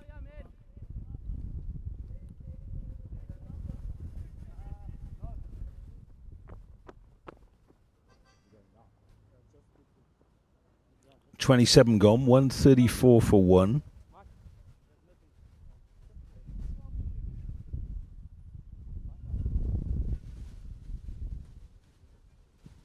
We're still waiting for the floodgates to open. Maybe they won't. But you have to say, on the balance of probabilities. I think it's definitely going to open. Just a matter of when. I am reminded, by the way, that my great friend Mike Barford, who's done a little bit of commentary up here on the balcony at Maritzburg College, turns 80 today. Stalwart of Howick Golf Club. Left-handed opening bat in his day.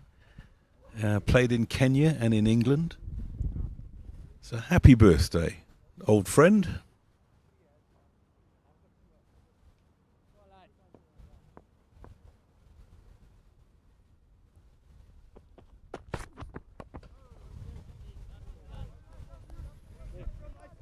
I think it's also a matter of time before Rassie decides to go over mid-on or mid-off.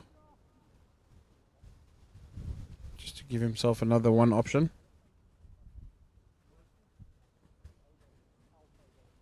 He's 45 off 53 and has never appeared to be in a hurry.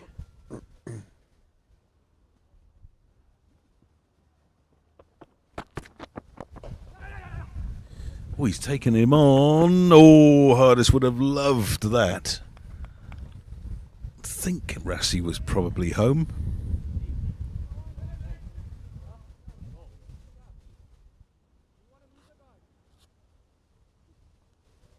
I think what I've enjoyed about the Tuskers bowling is that they've been straight. They haven't been given easy hits wide of off stump, leg stump, half volleys, that kind of thing. You had to work for your runs. Yeah, nice and disciplined.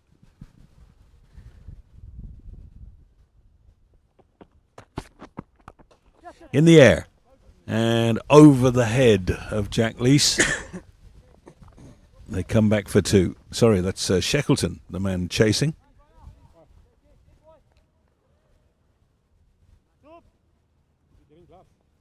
That's an example that even Rassie and Hamza, who've been out there a long time now, are starting to get frustrated.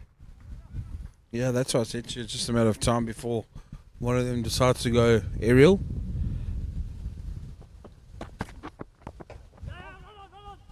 It should be one more. Well fielded by Shackleton. Throwing himself around in the field. Looks as if he did himself a little bit of a mischief there.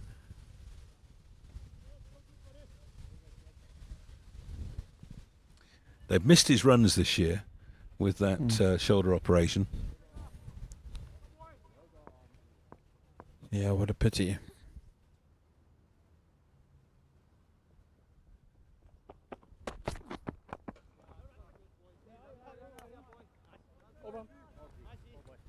Another over gone. Oh, where's Ben?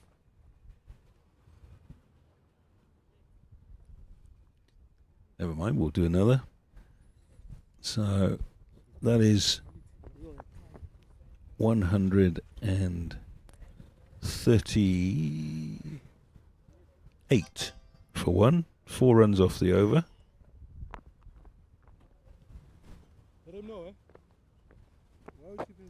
A few drinks and maybe a salt tablet or two has emerged from the pavilion for the batters.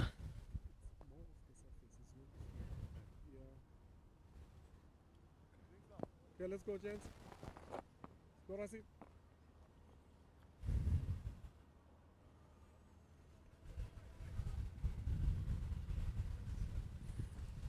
Yeah, they need all the liquids they can get.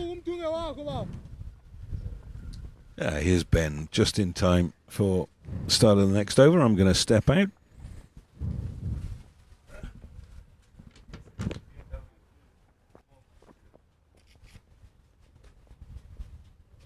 Come Mike, come Mike. Come Mick, go boy.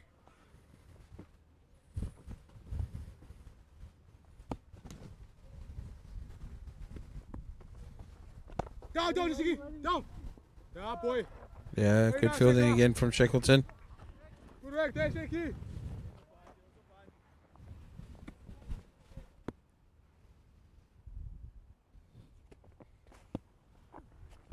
Down, Mike.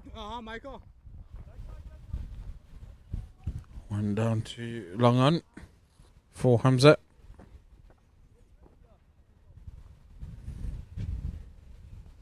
Vaughan didn't get a good look of it, but how close was that LB shout to Rassie earlier on? Yeah, it looked adjacent.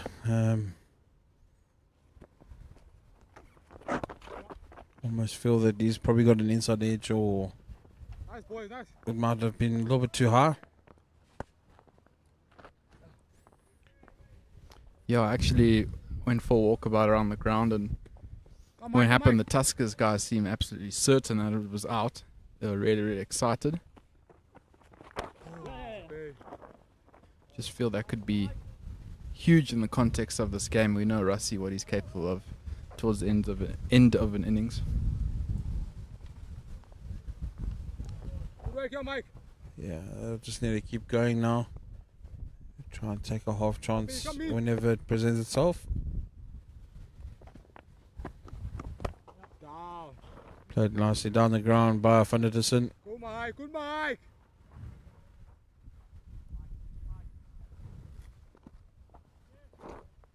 Yeah, dangerous signs for the Tuskers.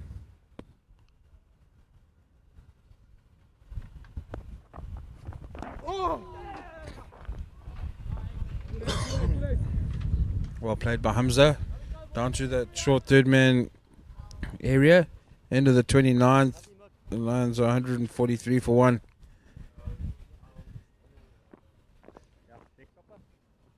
Vaughan, it's been interesting innings from the Lions so far, how they've gone about things. You probably say their run rate at the moment isn't probably where it ought to be, but obviously they can still play catch up. When do you think they should say, right, it's time to flip a switch? Do you think pretty soon? Try up the ante a little bit, or just buy it a little bit more time? Well, I wouldn't like to be put in your standards, Ben. They're going at 5 and over at the moment, so that's good enough. I do feel that they'll wait as long as possible, especially with them not losing too many wickets. So almost feel this over, and then into that last 20 they'll start trying to accelerate. Yeah, I suppose the more wickets in hand at the end, the better. Almost in those last 20 overs, probably even 15, you would say they could almost play like a normal T20 game.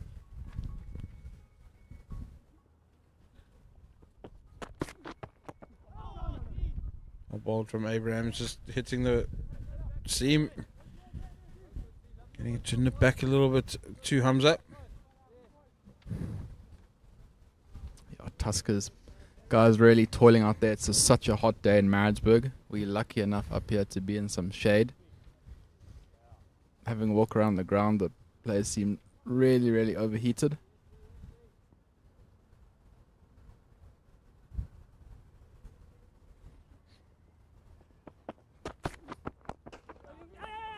Well played from Hamza again. Pushing for that quick single.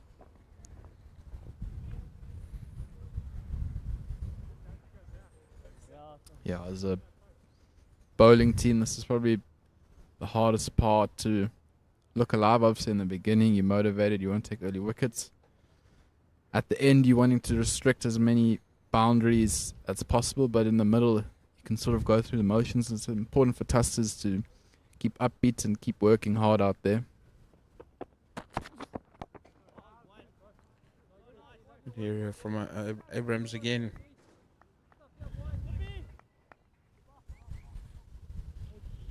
And targets for, and what do you think the Lions will be? They're looking at the situation now. What do you think they're hoping to be on at the end of the 50 overs? And I've said that Tuskers have made a fielding change. They've taken mid on and dropped him back to long on and bring up deep square to a sort of short fine leg.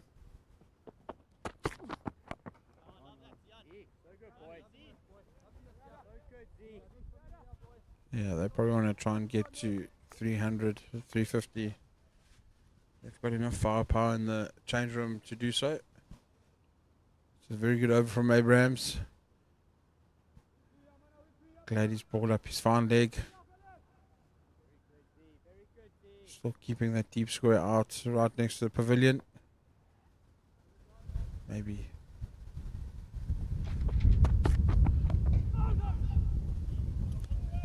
The end of Abrams is over. I was going to say maybe that Rusty pickup might find the hand of the deep square leg. It's 30 overs gone, 144 for 1.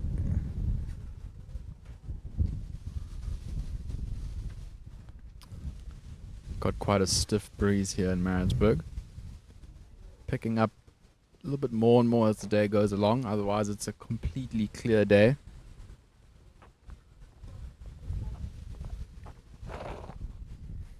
Olank has bowled very decently so far. The Lions have also played him very, very well.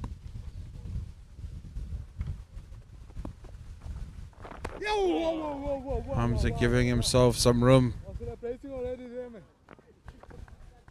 Getting it to the sweeper on the offside. Exposing his stumps. Yeah, interesting to see when Rusty flips the switch against the spinner. He's got a very good slog sweep that he likes to bring out. Down, Tiggy.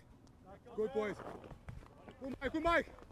Yeah, I don't think you'll see it down here. It's almost the longer side of the field. High fives, boy. Maybe from the other side if someone comes on.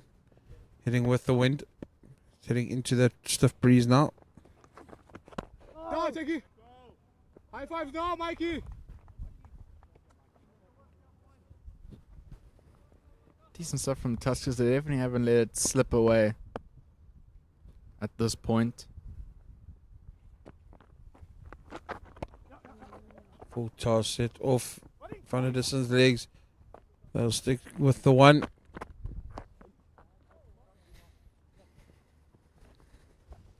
Yeah, Van der Dussen has looked to use his feet a few times now in this innings. Very good option. Puts the spin off his length.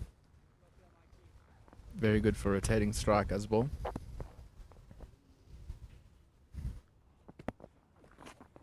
Down.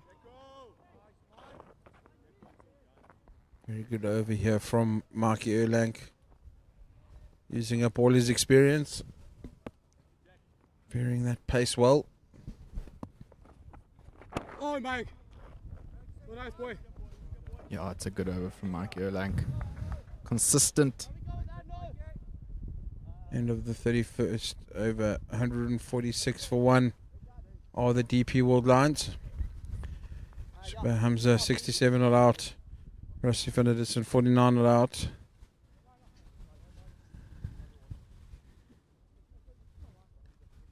You almost feel Cam Shackleton's got to bring on spin from both sides. Change right arm over. But I don't think he's going to be doing that just yet. It looks like Andile Mokakane will be coming into the attack. It's the 7th bowler that will be used by the Tuskers. Yeah, and we do know Andile is decent with the ball. Had a very good night out against the Titans the other day. Played a very nice knock. And a losing cause, unfortunately. Tuskers did look like at one stage they're going to win that game, but unfortunately wasn't meant to be. Interesting, Vaughan Andile hasn't bowled a huge amount this season. Yeah, he should be bowling a lot more.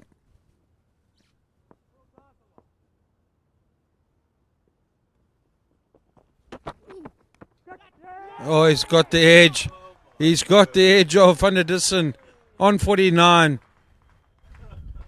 Rank long hop wide outside that off stump. And can only edge it straight to the keeper. Good catch by Zuma. Van der Dussen departs for 49 of 65 deliveries. 6 fours. That does bring the Proteas test captain or test batter into the field now. Timber Bavuma will be batting at 4 for the Lions.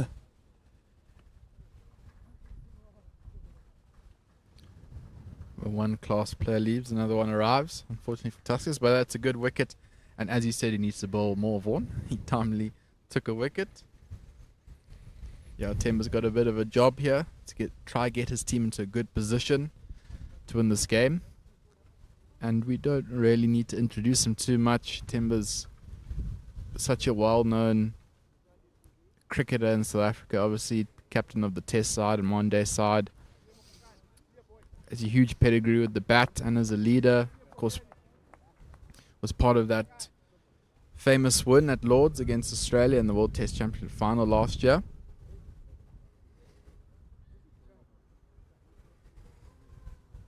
But he's got a job to do here for the Lions today against the Tuskers.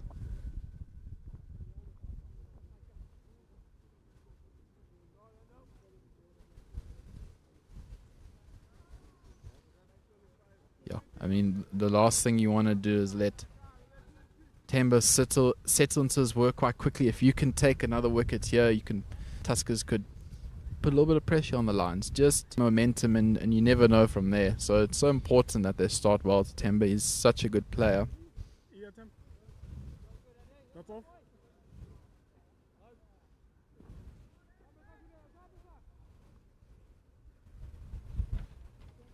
Yeah. Right time over 5, Timber.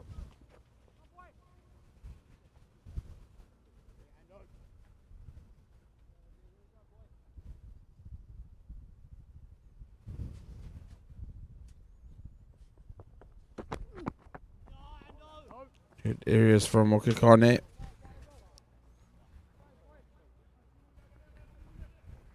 Yeah, it's so good to see Temba Bavuma, obviously a top Protea player playing in the domestic comp. Such a good experience for all the young players to play against him and with him, to learn from him, and to make the competition test.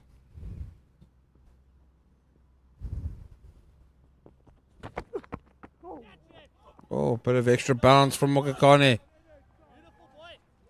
Confidence is coming back.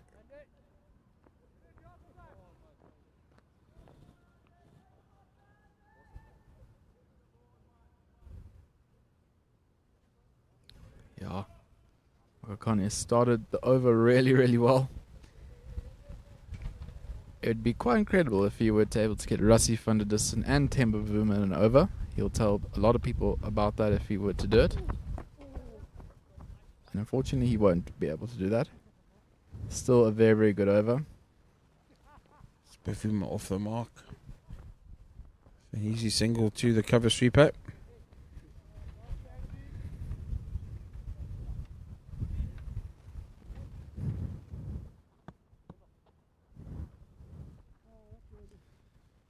Tuskers have opted to drop that mid-on to a long off.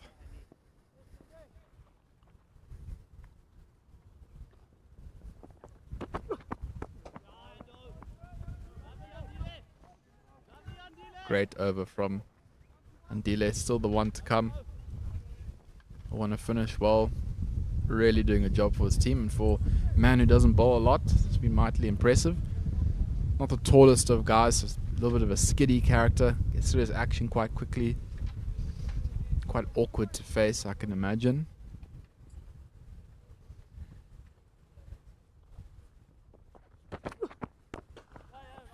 Pulled hard.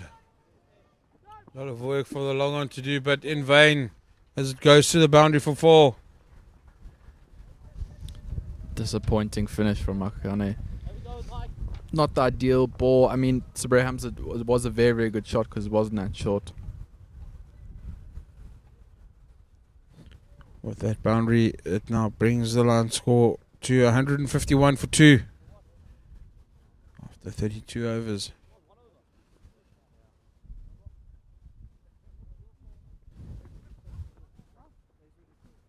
Yeah, Lions in a great position. Mikey Erlang will continue from the college end. He's been good, disciplined. Interesting here, Temba's a very good player of spin. Will look to bring out the sweep shot quite early in his innings. He doesn't mind playing the sweep early on. Good at finding the gaps against the spinner. Easy single to the deep square leg for Bavuma. There we go, Mikey. Oh, boy.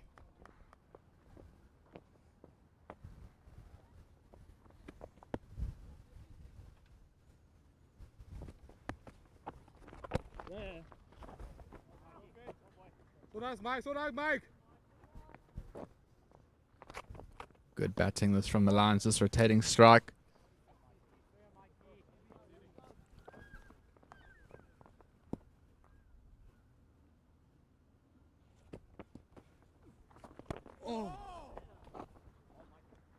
Good from Mikey Erlang, just staying in the contest. Hitting that good area. Trying to force the Lions batsman to make a mistake.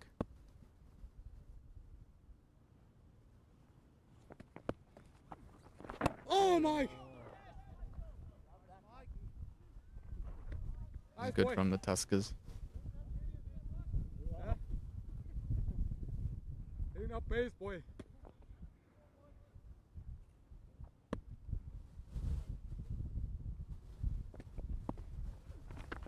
Down, Siki. That's a very good over from Erlang. Nice. Nice keeper. Nice keeper, though. Still got one left. I was about to say, important he finishes it well.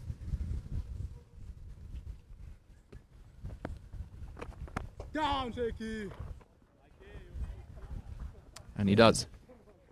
Good over from ball and also from the bat. Just rotating the strike nicely. Getting their singles where they can.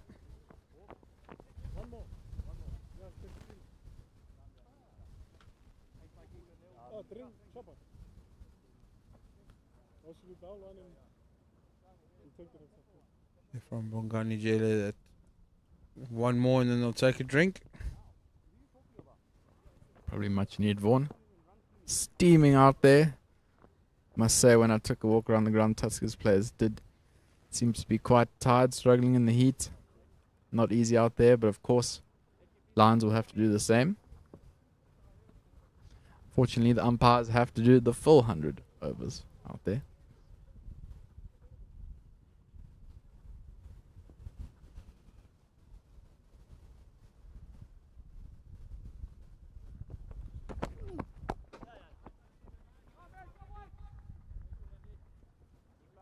Just knocked down the ground for one by Hamza. Fuyun does the tidying up. Vaughan, and to get your thinking shoes on from a Tuskers point of view, what do you think they would be happy with conceding after 50 overs if you'd ask them now? Oh, I don't even know. Anything probably under 280. Welcome to Maritzburg, Temba.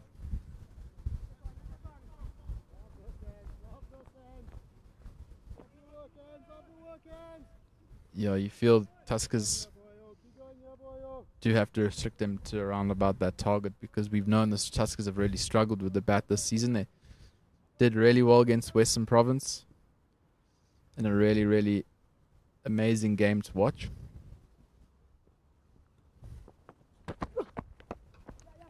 Sure, play down to third man. They'll look to, no, they won't take it out. Good fielding from those two.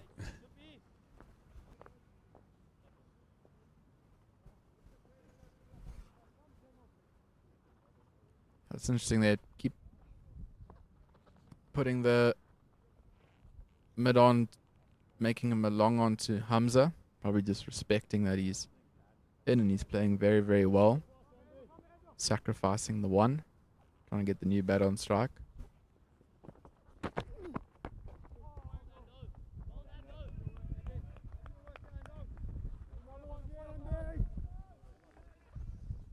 Yeah, for those of you who didn't see the Tuskers game versus Western Province at Newlands, is worth the watch.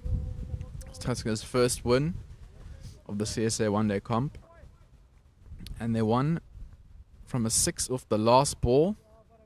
Wayne Parnell played a really, really good knock. He's not here today. He got a 90 not out.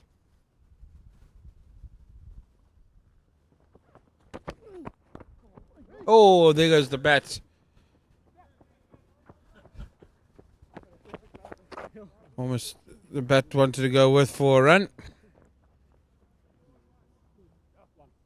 Just slipping out of Hamza's hands. Probably hitting the inside edge of that bat and just causing his hands to lose grip.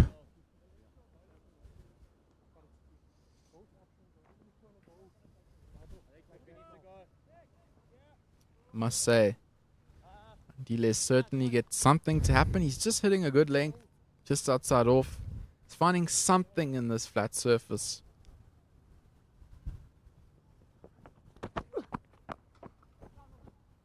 Over and drinks. Good length from Mokakane. As you hear the umpire, it is drinks, 34 gone.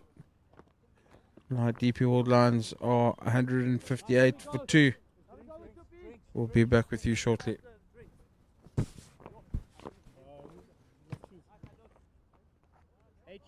Checky, hardest.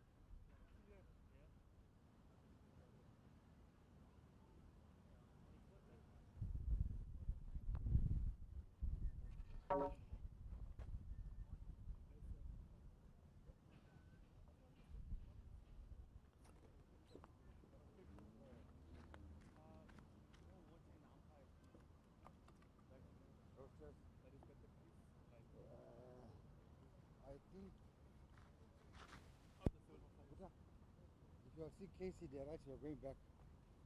How's it? You okay? Yeah.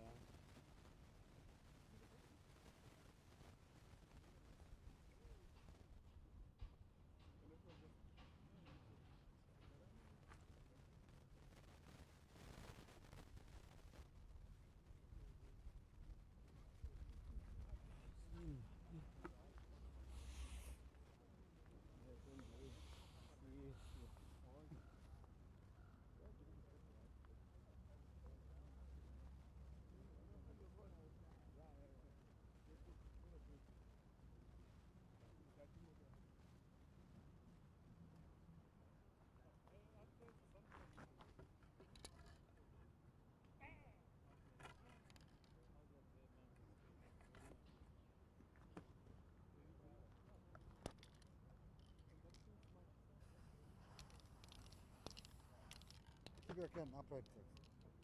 That's why it won't come out there.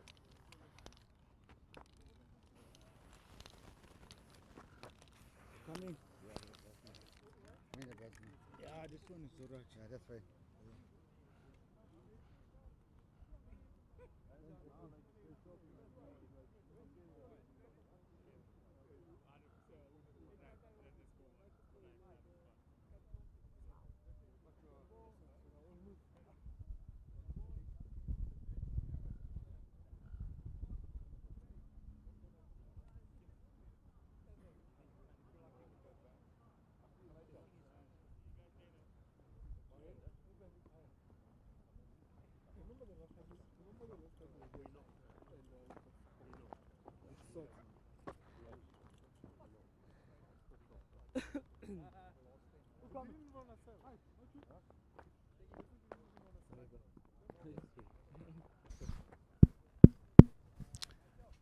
Welcome back to the Maritzburg Oval. Drinks leaving the field. The Lions winning the toss, choosing the bat. 158 for 2 after 34 overs. So 16 overs remaining. 8 wickets in hand.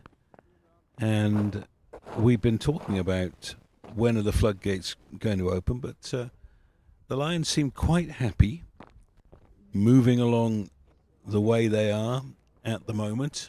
Around about the 5 and over mark. A little bit short of it at the moment, but I think if they get it up to 7 and over, that's 350, and they'll be more than happy with that. Malcolm No Foul is coming back into the attack to bowl his slow left arm,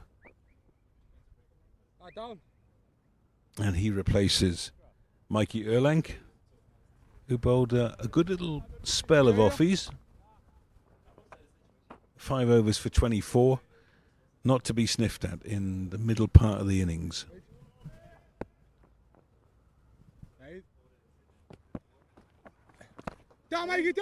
Zubair Hamza is 75 not out. Ben Jarvis alongside me. Have you yet worked out what his current average is? I don't know. I must admit, I didn't. I went for a walk around the ground, which is actually really nice to see a different perspective. But I can't imagine it's probably 200 and something now. Yeah, so it was 148 before this game. In the air, gone! The drinks break has done the job. And Hamza has gone for 75. And the Tuskers are over the moon. They've got 2 newish batters to bowl at for the first time since the new ball. Very disappointing from Zubair Hamza. We were just about to get in a conversation about his average and probably opportunities got to make a big 100 here, and he'll be disappointed with that. Andy, I don't think that was the greatest ball. I think Malcolm will be the first one to tell you that. Such as cricket, one little mistake. This is one of those days, you know, when because the Tuskers are bowled with such discipline, the rare bad ball that comes along is as likely as anything else to get a wicket. I mean, yeah, you go back to Rassi, caught behind off a short wide loosener from Mokhakane, and the first wicket to fall, that of Reza Hendricks, caught trying to lift one over extra cover. So Malcolm No Foul has got 2 wickets now. There you go. didn't remember that he got Hendricks. Yeah, you're right, Andy. All soft wickets. I mean, of course, Lions are still in a really good position. But we're just talking off air. It's like we're waiting for the attack that hasn't come yet. And we're wondering if we're ever going to see it.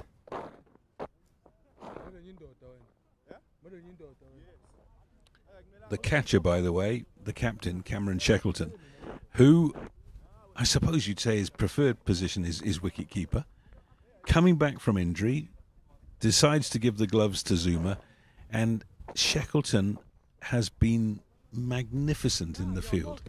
I think personally he's saved at least 20 runs, thrown himself around, always put himself in the line of fire, never in a position where he could just relax and watch the game unfold. New man is Mitchell from Buren, and a slip has been posted. Jack Lees in that position.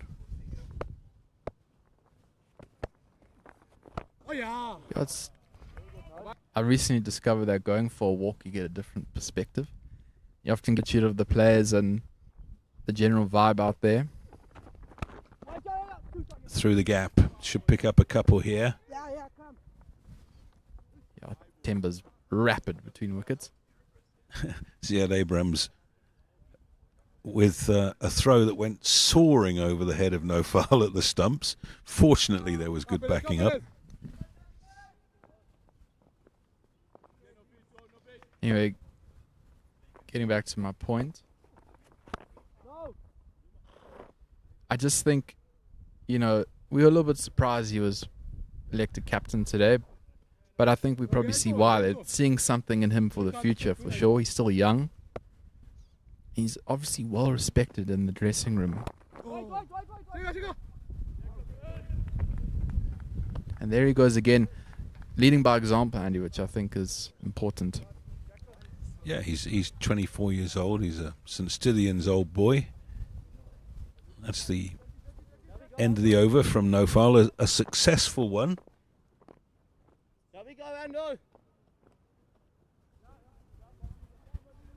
You don't have to mention the Proteas who have played for the St. Stithians, Andy, because half of the Proteas team seem to have come from St. Stithians. Yeah, it wasn't always that way. King Edwards, of course, tends to be the production line for national side players. Quinny and Graham Smith. Neil Mackenzie, his father. Tony DeZorzi, I think, also. Mokakani. How impressed have you been with him, Andy? Well, when he came on to bowl, the first thing I thought, I wasn't on air, the first thing I thought was, oh no, they're releasing the pressure, because he hasn't had a good season with the ball. And I was thinking to myself, well, if he bowls badly here and they take 15 off the over, suddenly the floodgates that we've been waiting to open have opened. Well, what happened was he bowled a bad first ball loosener and it got Rassi Finnedusen out, and that was all he needed. And he's bowled really well since then. Oh, and that's a horrible shot from Temba Bavuma. That's not a Temba Bavuma shot. But yeah, he's found something in the wicket and the others haven't. I think a little bit of variable low bounce. He's hit a good area. He's keeping it very simple, which is nice to see, which I think on a wicket like this you have to do. Sometimes just getting a lucky wicket really just sets you in a nice frame of mind.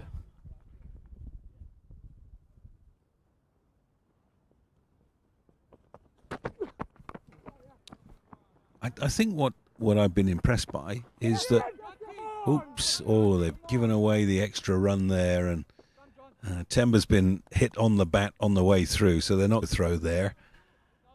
But you heard the, oh, come on, guys, because the Tuskers know they're in this game.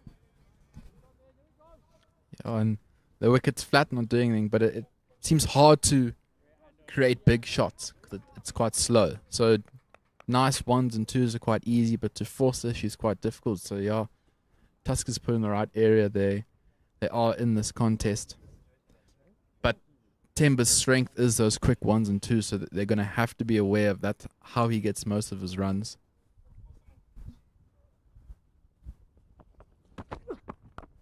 That's a lovely stroke from the Proteas captain.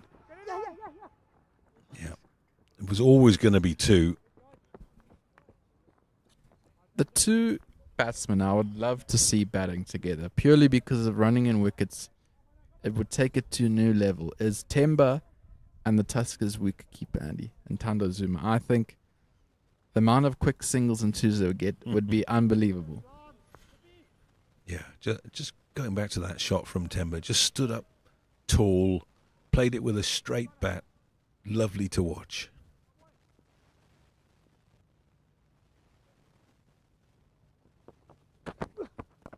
Oh, it's a bad ball, and he's got away with it. It's just a single. Yeah, I think Temba probably could have clipped that for 4 with fine leg up. And I think, as you said, Andy, that's probably just what Temba needs to do. He just needs to play his good cricket shots. That hoik he tried was quite random. I don't think that's his best game.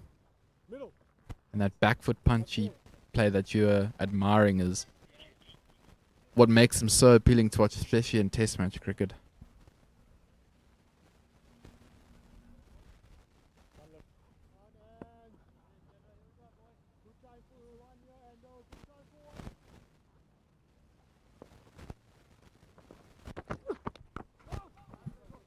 Bold.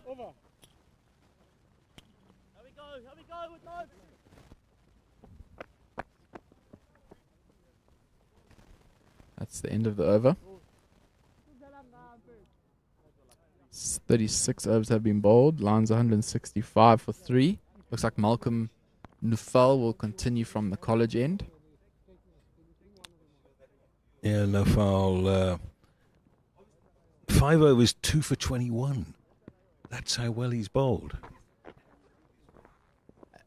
He hasn't done anything amazing. Just put the ball in a good area. He's had a really good season, and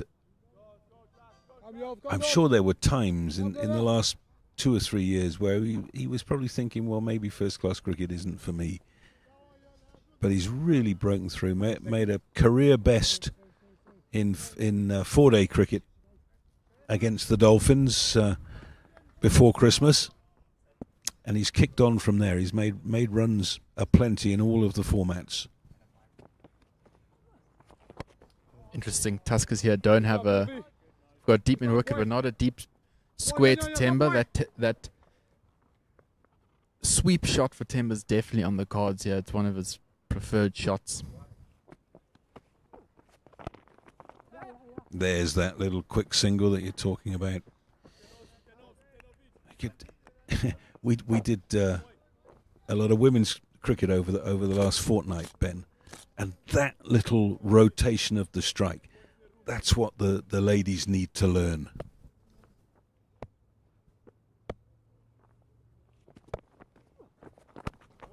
Well, it's something that's, to many spectators, is undervalued, how actually hard that is to learn as a skill. Very, very good coaches will teach batsmen how to get off strike from arb, blocks and dinks into the gap, and it can be so vital. I mean, you think of a guy like Temba, particularly versus spin, that's 50% of the time that's how he's getting runs, so it makes up half of his game.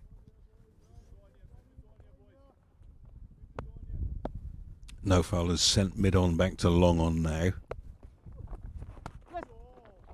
There's another good run from Mitchell from Buren. Talking of Kes, that's his school. Temba, of course, St David's, Marist, and before that, Sachs. What did they name the oval? Temba Bavuma Oval. That's St right. David's, yeah.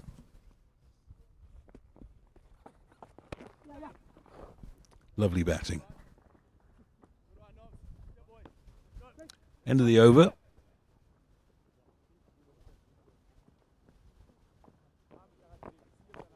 .168 for 3, so just the 3 runs off the over.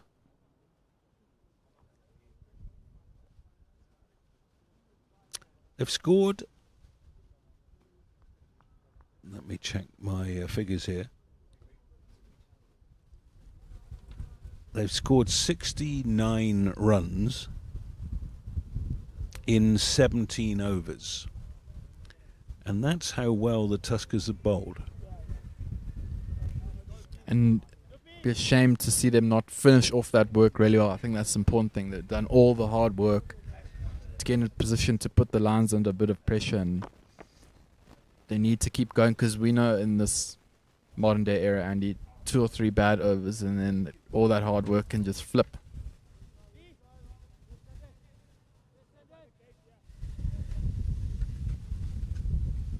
So Bavuma on strike, Mokakane to continue. Oh, straight down the ground, that's over the head, and it's maybe not going to go all the way. No, it will. I thought for a second it was going to hold up and be caught. Temba obviously hitting with the wind. It's actually a very good cricket shot, to be fair to Temba. Didn't get all of it, but it was very nice shape. Calculated. It's rather spoiled Andile Mokakane's figures. He had 3 overs, 1 for 13. Now 1 for 17. Doesn't sound as good, no.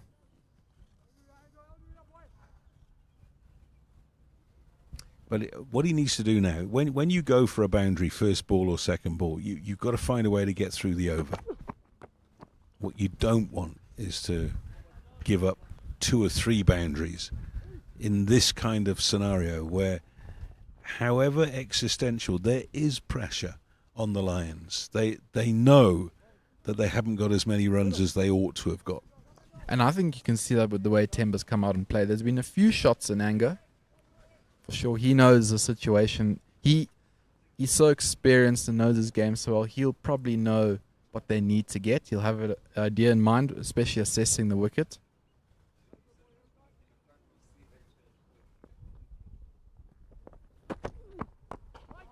Yeah, well bowled. That's what I think the Tuskers have done really well. They bowled wicket to wicket. They haven't given those free hits, outside off stump, leg stump half volleys, long hops. Those things haven't been there today. Also, she didn't mention Andy, as the fielding's also been quite impressive as well. Yeah. The ground fielding inside the circle has saved a lot of runs.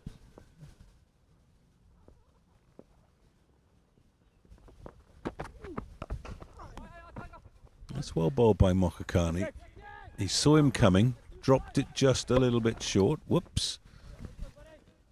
Cam Shackleton again, they're doing some really, really good fielding. And yeah, I can't help but watch them with him a bat and get good memories flooding back. The last time I saw Temba Vuma was at Lord's in that famous partnership with Markram. I'll describe that to you as probably the best day of my life. So where were you in the ground? You know the media Yes. box? Just below that on the left. Oh, in the air for a long time. They'll come back for 2. So I'm showing my age now, but that media box wasn't there when I was living and commentating in London.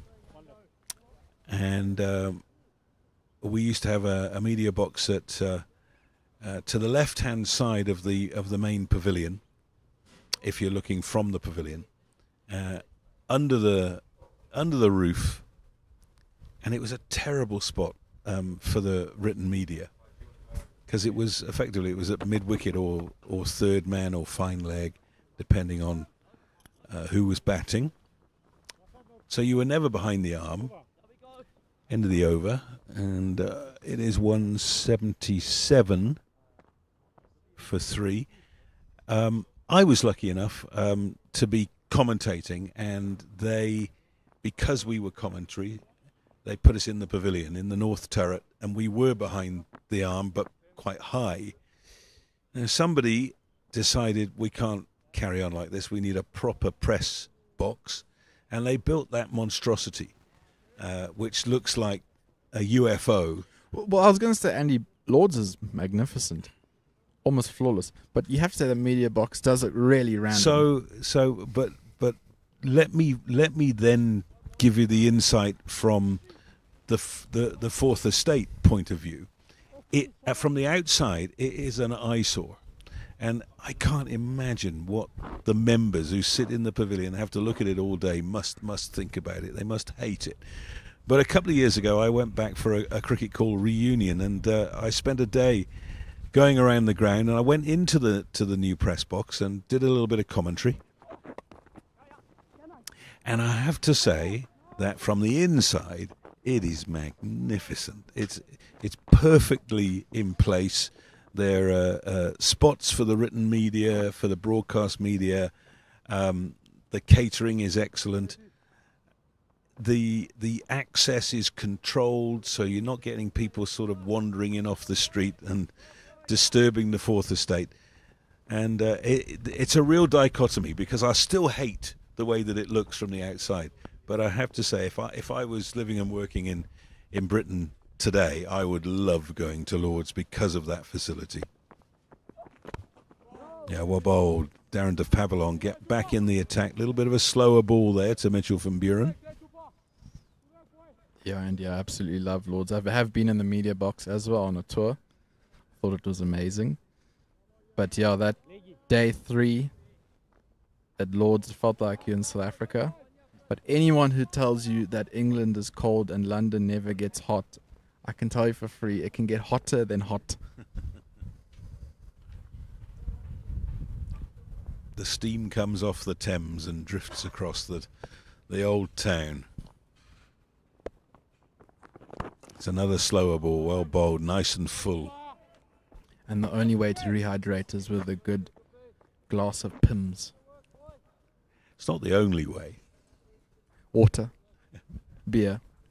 I can remember being there for a West Indian Test match in the early 80s, and it was full of expat West Indians, and Viv Richards was batting, and I was in the queue to get a beer, and Viv got out, and I heard a man at the front of the queue said, "Oh no, Vivian, get out! Give me a whole bin of red stripe." I didn't know you were an impressionist, Andy.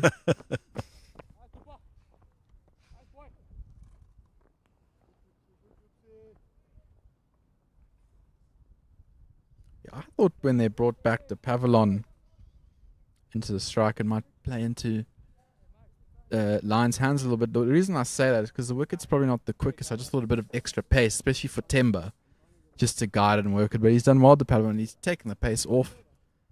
You might think that's the best way to go about it. Sometimes if you're too quick near the end, it works against you. Yeah, in the Tuskers' favour now, they've used 7 bowlers. So if they do take a shine to somebody, they can make a change. I must say there's been lots of dots in this innings from the Lions. I'm in two minds now about whether we were perhaps wrong about this pitch looking so perfect that surely there's a big score here, or whether this is simply the Lions doing what they do, getting themselves into a position where they can attack off the last 10 overs of the innings with wickets in hand, knowing that they'll get a sizable total, and given the way the season has gone, that it will probably be enough. That'll be 4. Yeah, De Pavillon's mad at himself because that was muck. He bowled so well until then. That's a hard thing if you're a bowler. Put all that effort in, and then for the last ball to be messed up like that is very disappointing for De Pavillon. 1 run off 5 balls. Last ball of the over. Leg stump, short, free hit. And I can tell you the first 5 balls, the pace De Pavillon bowls, even if it is slow ball, it's still the same energy through the action, is exhausting. So for him to ruin his whole over, he'll be really disappointed with that. Looks like Malcolm will bowl from the duty in, Andy. Changing ends.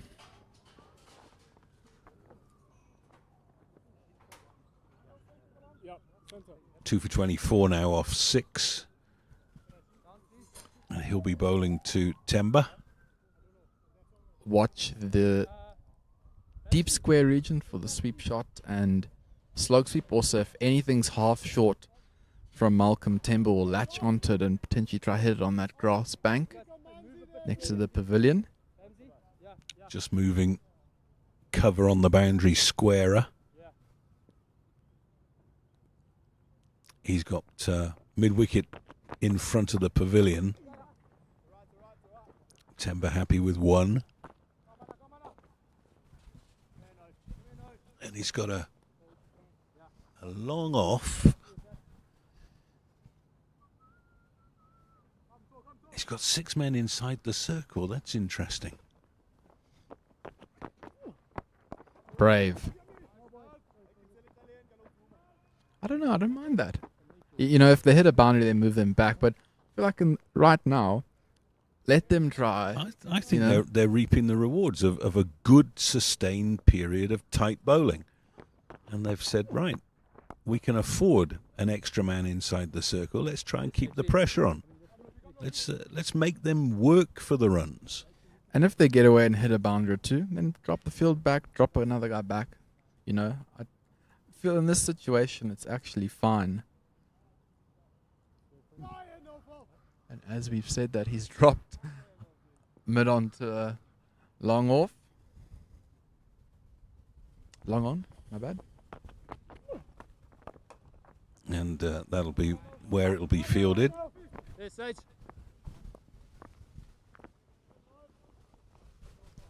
Yeah, it's a game within a game going on out there at the moment. Yeah, and we know what Mitch Van Buren can do, especially hitting a long ball.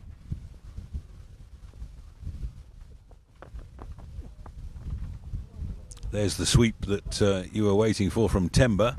It comes from Buren, and he's powered it away into the Powerade sign for 4. Yeah, that's a very good sweep shot. Got nice and low. Head right on top of the ball. Unfortunate boundary for the Tuskers. Actually good over.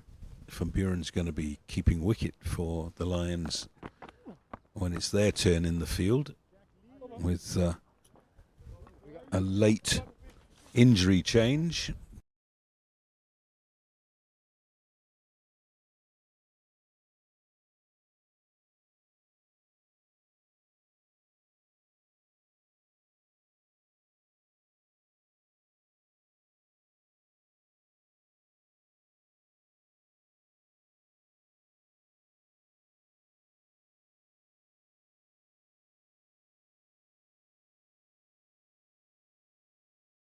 Confined area with a big bar, and it was wonderful. And what I remember most of all, and I don't know why I've suddenly got an echo, but what I remember most of all was we were staying in the same hotel as the players, and we got back to the hotel at the end of the darts. And the BBC, who was showing the darts, delayed it by a couple of hours, so we could go back to the hotel, have a couple of pints, and then watch the darts on the TV at the hotel. And the players were doing the same thing, but they were also doing what they'd really come to Frimley Green for, and that was to play poker. And the poker game went on through the night. When I came down for breakfast the next day, a couple of the darts players were still there. Knowing, of course, that they weren't on stage until like 6 o'clock in the evening. So at 6 o'clock in the morning, they could have a quick bite and go to bed. Peak. It's an elite sport. Yeah, I was about to say, Andy. Strength and conditioning there's a little bit different. That's well played. With these cricketers, you might tell them to go on a run or a good stretch. With the darts player, drink a beer and you're ready to go. That's what I can't understand though, Andy, because I don't understand darts. They're drinking beer. Does it not affect their dart throwing, or they just become immune to the... Well, in certain circumstances, it enhances. You want to loosen the muscles. That little bit of hand-eye coordination. You don't want too much, but you want enough to keep yourself loose.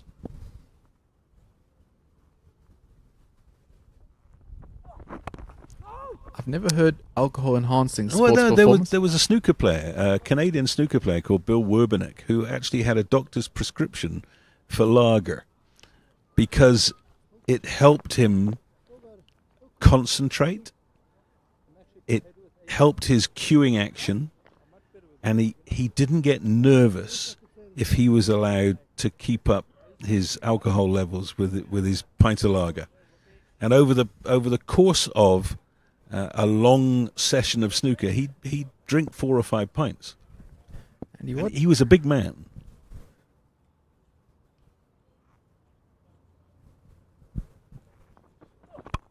That's a good shot.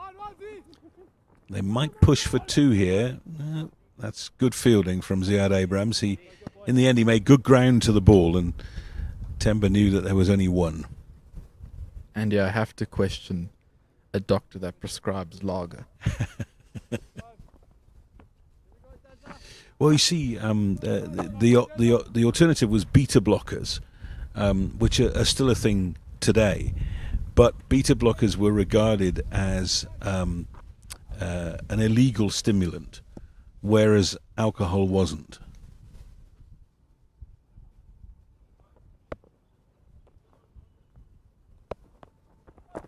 Oh, good slower ball, well bowled.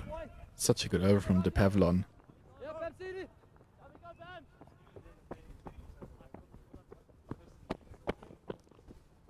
So that's 41 gone, 192 for 3.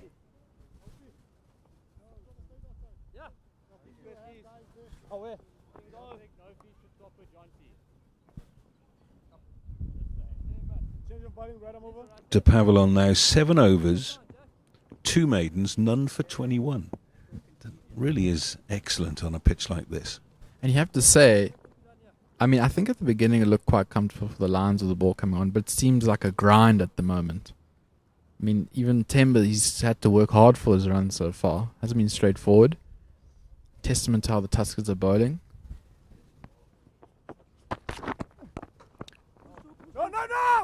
No. Early call from Temba. There are not 2 runs there. So we've got 9 overs left in the innings. 192 for 3. Let's give it, and I don't think this is going to happen, but let's give them 10 and over. And that takes us to 282, which is well short of the 350 that we've been talking about. And that's if they get 10 and over. Is that all, Andy? Yep.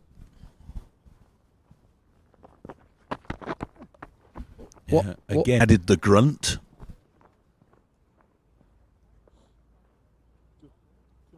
Yeah, they've certainly deserved the position they're in, the Tuskers. And, you know, you do wonder if Temba's strength is probably middle overs and beginning. He's not someone that's probably going to hurt you in the last 10, safe to say.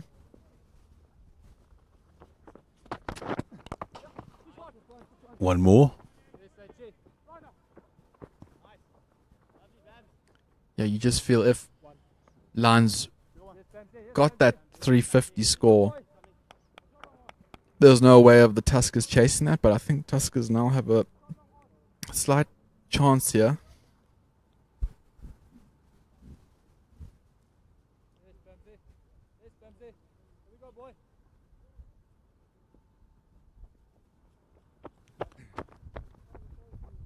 Something going on behind the arm. Temba wasn't happy.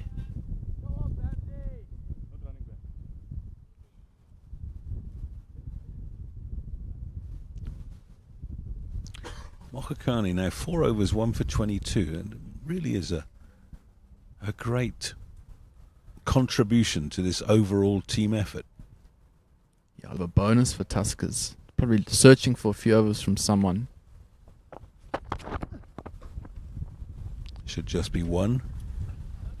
And as you said, Andy, now so many different guys are bowled and has the capability of hitting long balls. Just looking at their figures here, Temba Bavuma now 28 off 31.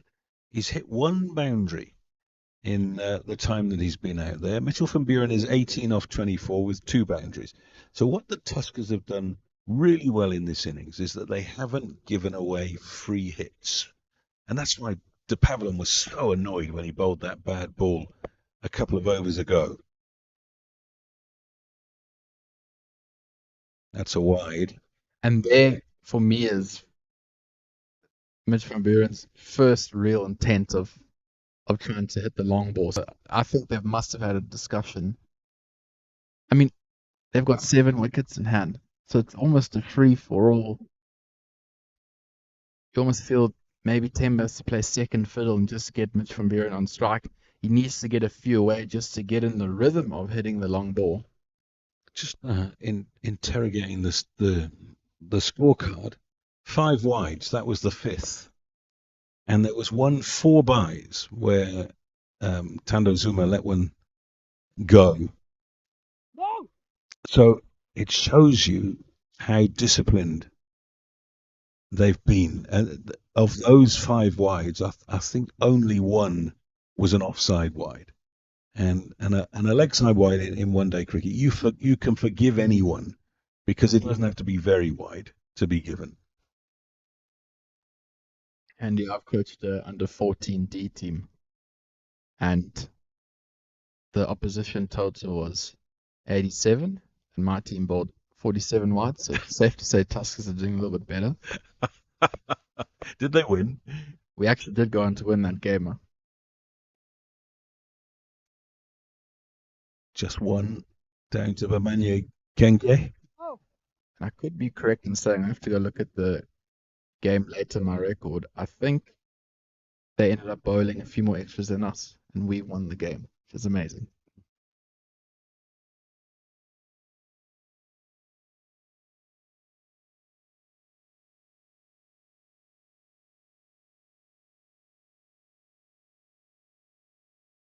What's the worst over you've seen Andy bowling in terms of extras? Have you ever seen someone have a breakdown and just couldn't stop bowling the wide?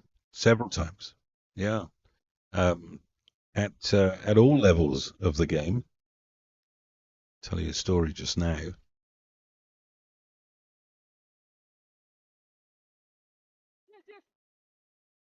I used to go on tour with a group of Durham University old boys. I guested for them. They were the Durham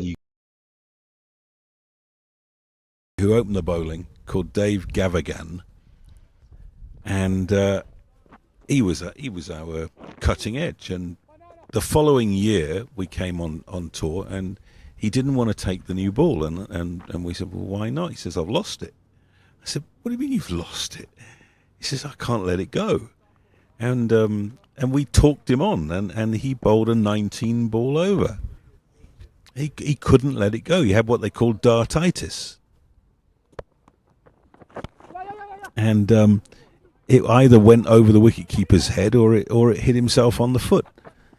And did you try to have a conversation with him? Just said, just breathe. Where are you trying to bowl the ball? We tried everything, and at one point in the middle of the 19 ball over, he bowled a half tracker that rolled and hit the batter on the foot in front of middle, and nobody appealed because you couldn't. It was one of those, oh, we can't appeal for that jobs. But having seen it happen in the flesh, it's always been something that's intrigued me, and it's happened to a number of first-class players over the years, one of which was Fred Swarbrook, who lives in Kimberley now. In the air and safe, should just be one. He played for Derbyshire under Eddie Barlow. Slow left armour, and he lost it in the middle of a 3-day game, as it was in those days. And suddenly he couldn't land the ball. It was just going everywhere. They took him at lunchtime. They took him to the nets, and he bowled perfectly in the nets. Put him back in the middle, all over the place. And to an extent, I mean, he did bowl again, but that was really the end of his career. Right, Ben, 7 overs left in the innings. We'll have a little change in the commentary box. Warren Yarsfeld will come in and join me.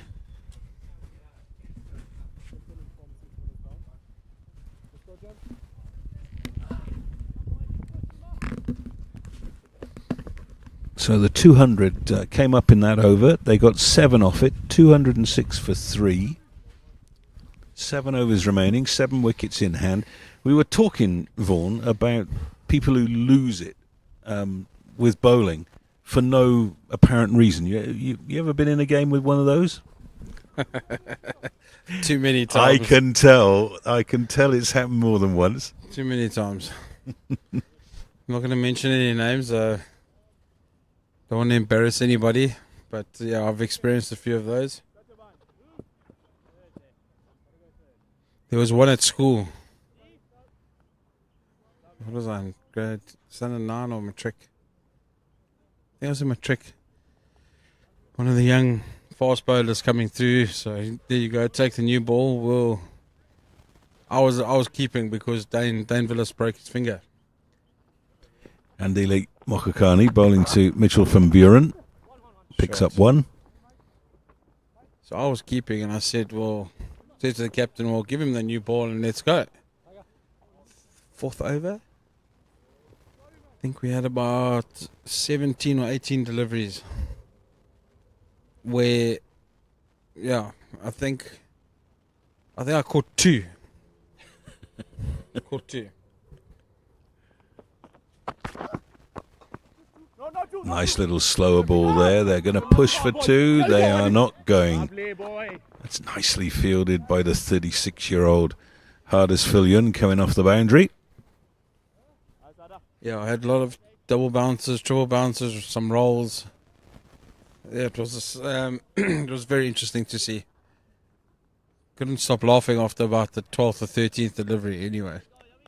Good Kess side that you were in then with you and Dane. Who else? Sure. That's a little forehand smash for 1.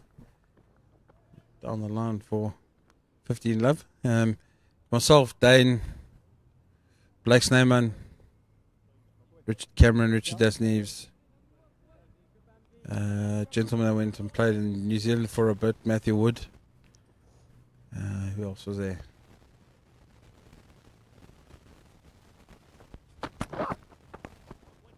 That's nicely played by Bavuma into a big gap, but again, Malcolm Nofal races off the boundary to make sure it's only 1.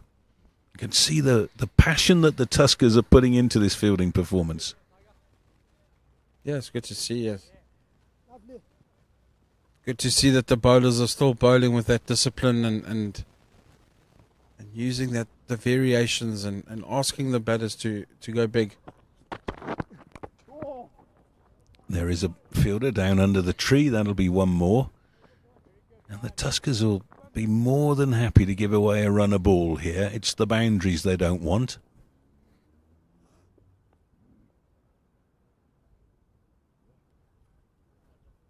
Yeah, another one that's a game ranger now. Sean Savage. He's up in the Kruger.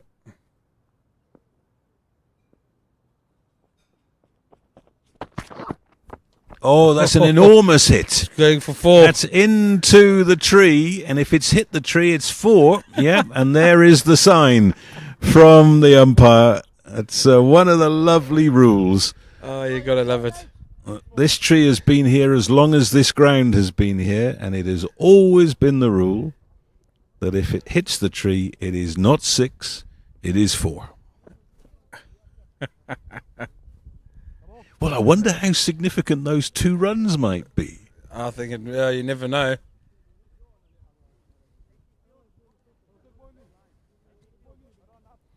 Used to always try and miss the tree and all its leaves and branches. Well, they got 9 runs off the over. Could have been 11. And it could have been 11, yes. Now, Hardisfillion's coming back to replace Darren de Pavillon. De Pavillon, 8 overs, none for 28 in circumstances like this. And he could easily have had a couple of wickets. I mean, he got the ball past the bat on several occasions with the new ball. Yeah, it's probably the best we've seen him bowl, consistency-wise. We've obviously seen him take some wickets and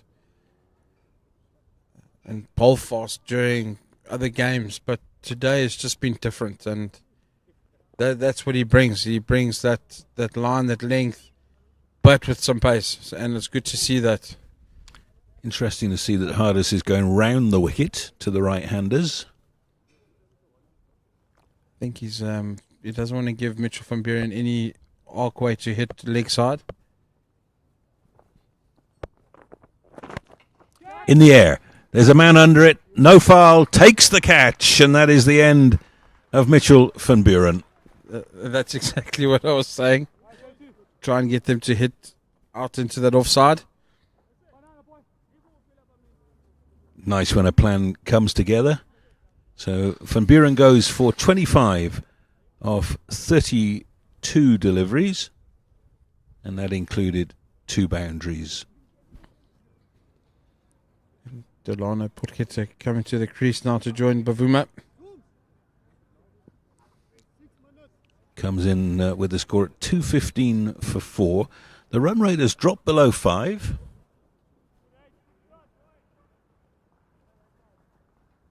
You almost feel that also, Andy, just sitting and watching on the side. Yes, the Tuskers have bowled well, but the Lions haven't thrown any risk or any caution to the wind and going, you know what, we need to target the first 2 deliveries and then get our singles. It's almost just been they're happy to get whatever they get and move on. I almost feel that they haven't tried to put anyone under pressure.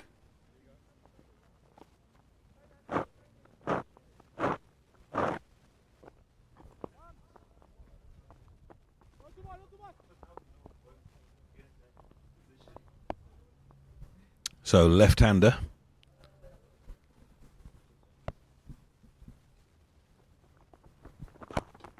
Oh.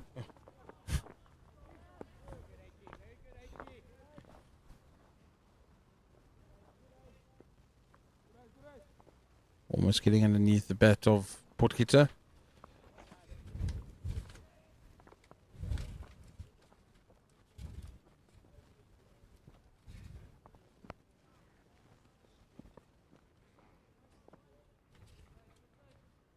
¡80!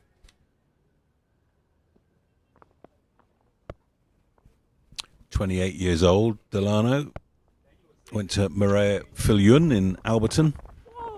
Well, that'll be a wide, and they're going to get an extra one as well. That's untidy from the Tuskers. Hasn't been that way today.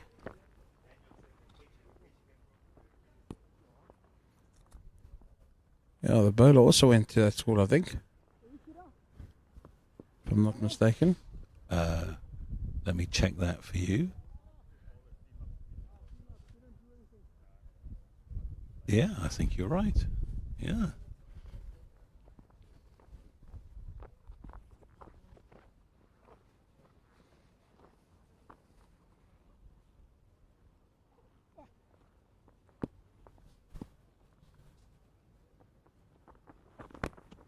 It's well bowled.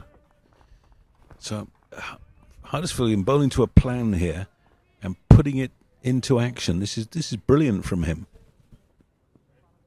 He's identified what he wants to do. You can identify, but you need to execute, and he's doing it very well.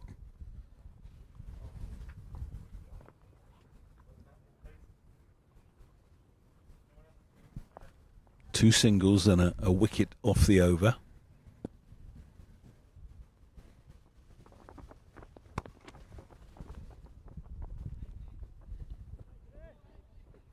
So Bavuma's cruising along at a runner ball. He's on 36 now. We haven't seen him decide that this is the over to target. Well, you'd almost probably want him just to bat through, and the guys coming in now, maybe to target some bowler or an over.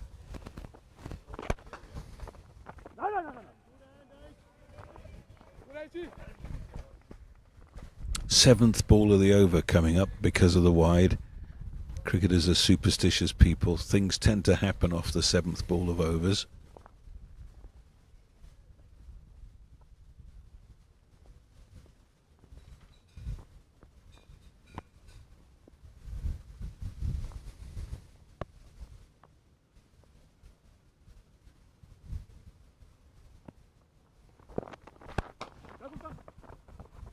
Oh, that's it's hit him on the chin, I think. He obviously hasn't got a glass jaw, Ziad Abrams.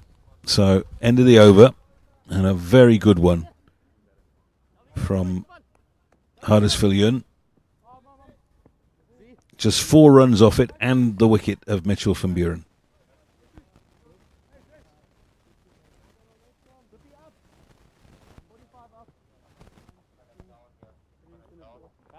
looks like Ziad Abrams is going to come from the commentary end up. Changing the field. Just having a look at the fall of wickets, Vaughan. 48 for the first wicket, 98 for the second wicket, 112 for the third wicket, and 57 for the fourth wicket. So they've always had partnerships, and yet none of them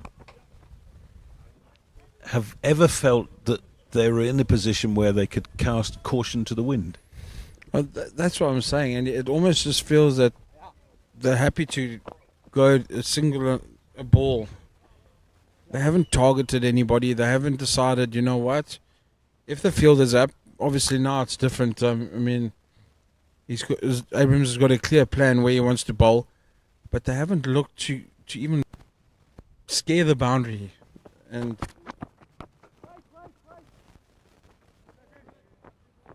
instead of identifying, like there, slower ball, trying to hit it over cover and get your 4. There's more than enough acres of space here to get singles and 2s. Just feels like they've almost been in their shell the whole day. Oh, it's well bowled by Abrams. Wide and slow. And the Proteas captain looking to hit it through extra cover, and it goes through mid-wicket. I think that one he did try and go over, but not in the right position to do so. Into the inside edge.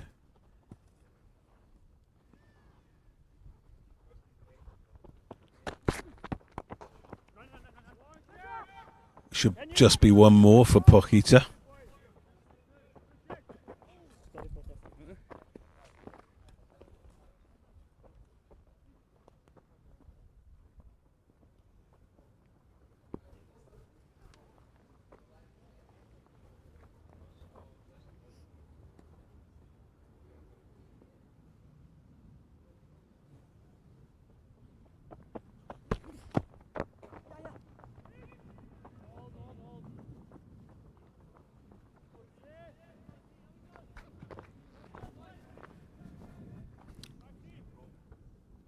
Very impressive, the control that the Tuskers bowlers have given their captain this afternoon. Everybody's been on their game.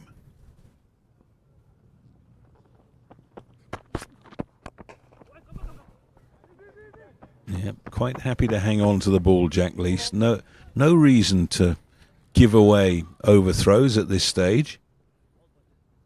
So that's 224 for 4. They got 5 off the 46th over. That's what I'm saying. Are they happy just to maybe go at 4.5, 5 over? The way they're going, it seems like they're going to be happy with 250 and feel that if they bowl well, they'll win the game. But it's not the sort of batting performance that opens up thought of a bonus point. But also, I'm going to put the shoe on the other foot. What if the Tuskers come out and are positive and they go at the Lions bowlers and they have a bad day? You go from could have won with a bonus point to winning to absolutely getting thumped. Yeah, that's the nature of the game. Phil to continue. That'll be a wide. And I'm not saying 300, 350. I'm saying 280, 290, 300, yes. Why didn't you guys look for that? Because you mentally then in the heads of the batters coming in. Scoreboard pressure. If you've only got 250, I'm sure the home team is going to go, okay, we're in the game here.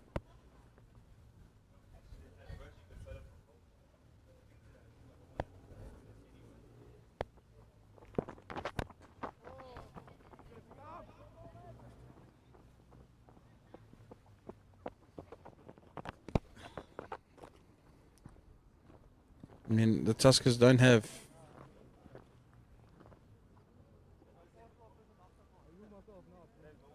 I think they've actually got 1, 2, 3... They've got 4 or 5 players that can give it a big whack. An interesting stat. No sixes, 23 fours in total in the innings.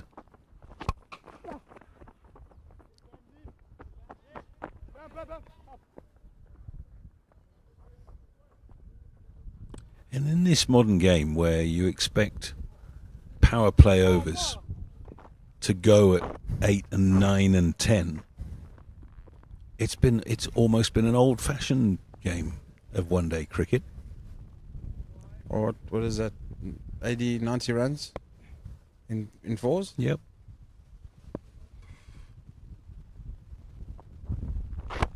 Well bowled. Great Yorker.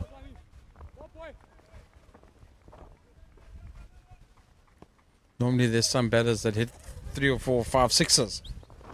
That's 18 to 30 runs of just their own. You haven't gone, as a team, you haven't hit 1. And you've just tried to hit, and you've only hit 23 fours. Yeah, to be honest with you, I think it's not enough. If I'm wearing blue today, we're in here with a massive shot. Good toss to lose. Oh, trouble here. And safe. I think he was gone with a direct hit there, and I think he knew it.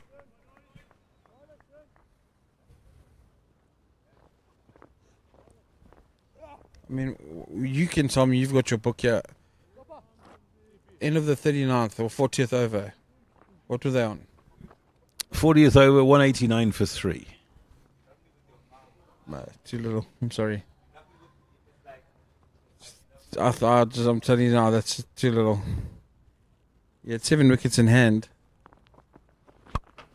In the air and gone. And that's beautifully pouched. I think that's... Timber. It is timber. I'm just wondering why there's no great celebration out there. No, the big man has told everybody to stay in their positions. Don't think you're going to fight with him. So that is Bavuma gone for 39 off 42 with just 2 boundaries.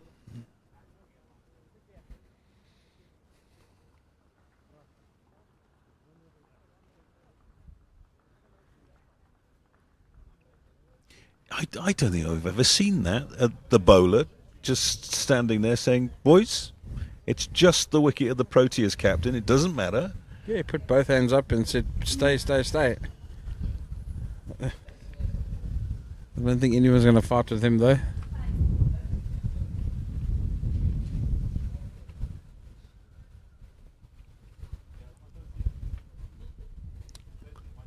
So that's a second wicket for Filion.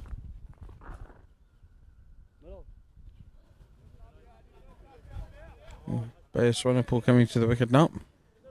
Taking guard. Filion going to stay around the wicket.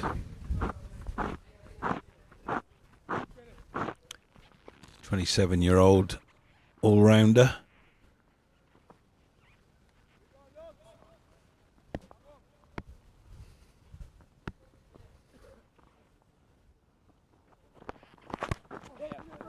Nice way to get off the mark. They're going to try and push for 2 here, and they'll get them.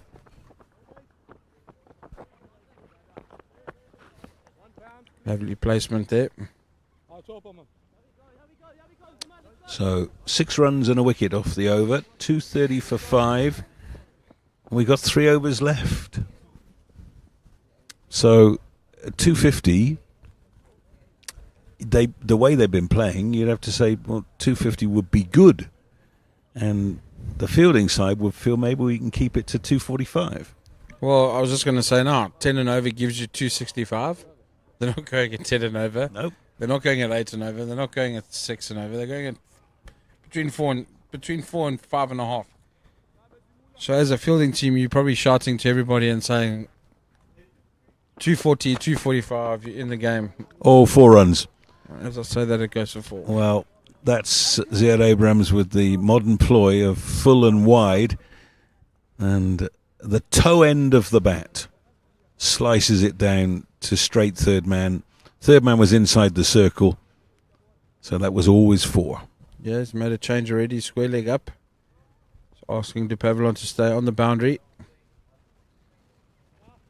Yeah, moving him a little bit wider.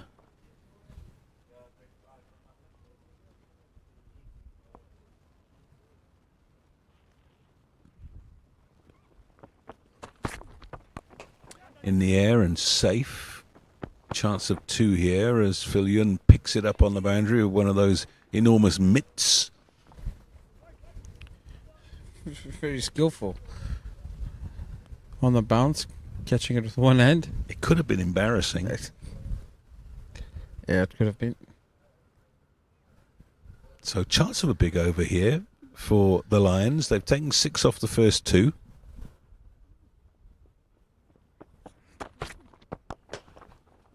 Should only be 1 this time.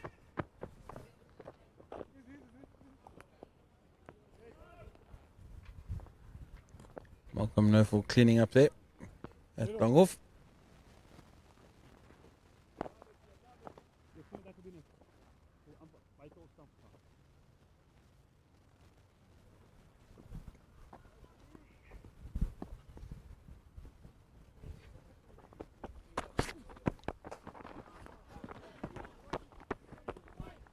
Of old.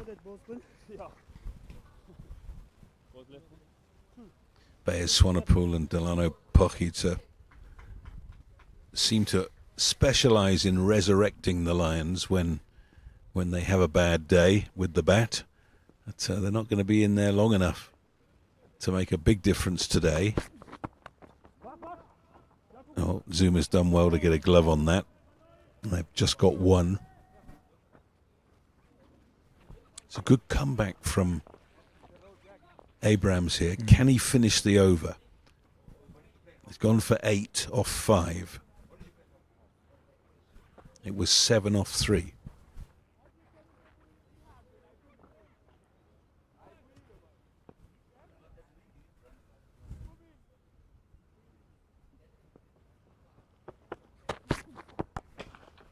Oh, should only be 1. Yep. Yeah, so all in all, that's a good result for the Tuskers. 9 off the over.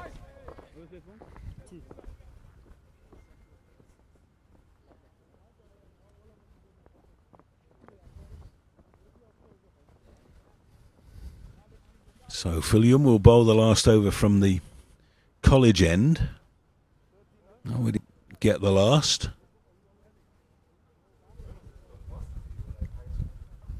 Yeah, that was his 9th over, gone for 49. So in today's prices, a little bit expensive. yeah, I think he's actually come back from, I think the start was quite expensive. Oh, that might be 4. It's in the gap between the 2 boundary riders. Good shot.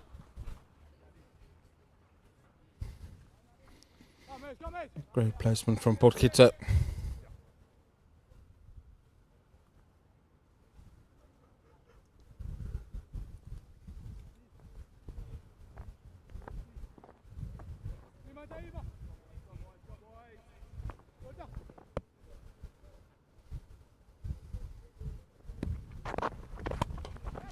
Sliced away. This time it'll only be 1.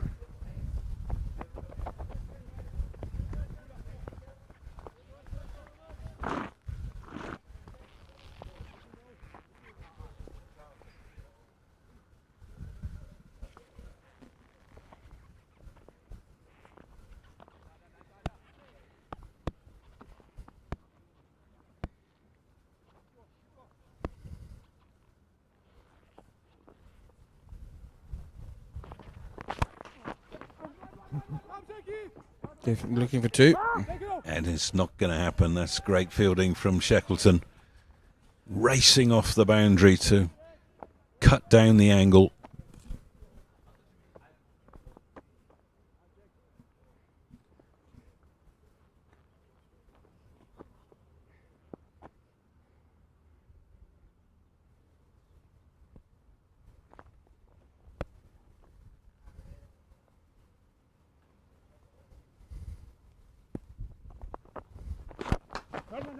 Oh, has he got enough on it? No, that's great fielding, great commitment in the field. Very good over so far from Filun. Full and straight.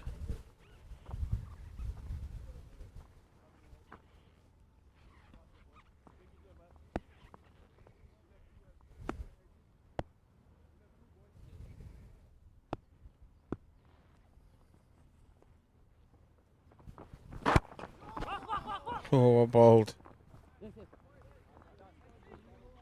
Leg stump Yorker.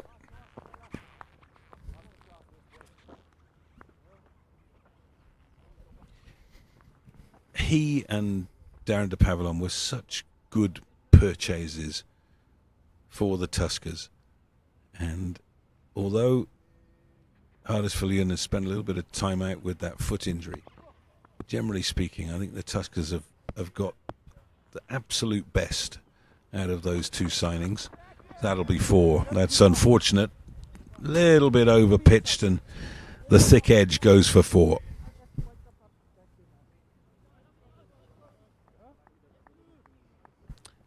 So that brings up the 250.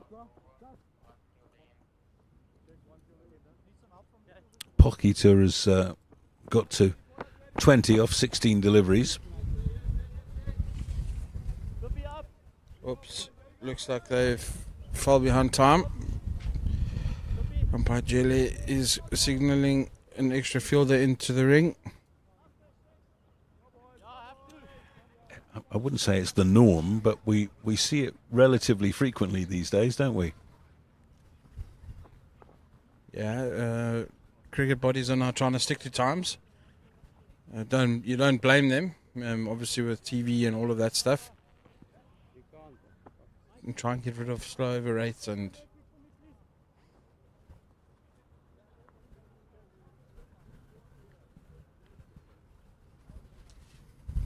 so the extra man inside the ring goes onto the offside, just behind square.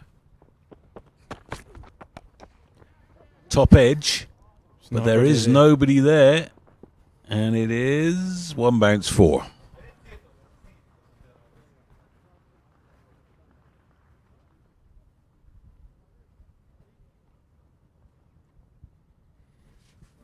So he's crowded the offside. There is nobody saving 1 on the onside. There's only 3 players on the onside. Long on, deep and wicket, and a short 45. So he's got to land the ball. If he's going to bowl wide of off stump, he's got to land it. Can't bowl full tosses. Oh, there's a good shot. That is beautiful batting from Pocketa. Go out there for me, please. So there's the material difference of not being allowed the extra man on the boundary, because if you'd had the extra man, that's where he would have been. You probably get him out rather than going for 8 runs in 2 balls. Yeah, you'll probably find a different way to score. Yeah, that's a fair point, but good cricket shots from Pocketa. Oh, yeah.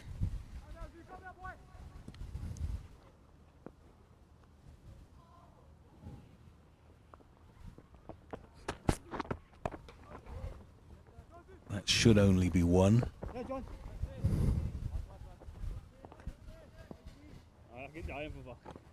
So Tuskers have just let it slip a little bit over these last 3 overs. It was 224 for 4 after 46. And there was a point where we said, well, they're not going to get 250. Well, they've done that. That's a good slower ball bouncer. Bear Swanepoel's a little bit annoyed with himself that he didn't catch up with it.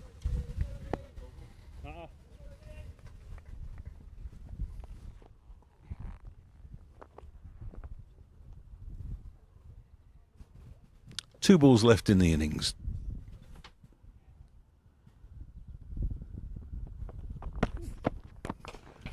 In the air, and that's the long ball. That's the first 6 of the innings, and it comes with just one delivery remaining. It was 6 the minute he hit it, you could see. Definitely backing himself to hit it over the long on fielder.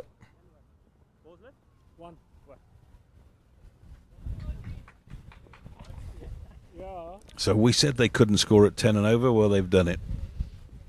265 now. Last ball. Oh, it's not the last ball because... Oh, it is the last ball. The umpire is being kind. Is that enough? And that's that's the end of the innings then. 265 for 5 is what the Lions finish up on. 266 to win. And... well, a few words on that. I mean, if you're the batting side, are you happy with that, or are you feeling that's 30 or 40 short of a demanding total? In my eyes, it's 40 to 60 runs short. and I say that purely based on the point I was bringing up earlier. Is as the home side, if you gave them 266 from... or you'd call them almost log leaders, and you say to them, they're only going to score 265. I guarantee you now, everybody in that Tuskers change room would have gone, thank you very much, I'll take that. Especially when they turned up this morning and saw the pitch. 100%. Which was shining in the morning sunlight. And I just feel, that's why I say 40 to 60 runs short. There's not much foot marks and stuff. The pitch hasn't broken up a hell of a lot, so it'll be an interesting run chase. So Delano Pokita, a little cameo from him at the end. And he finishes on 29 not out. The total 265 for 5. Oh, there's no power in this job.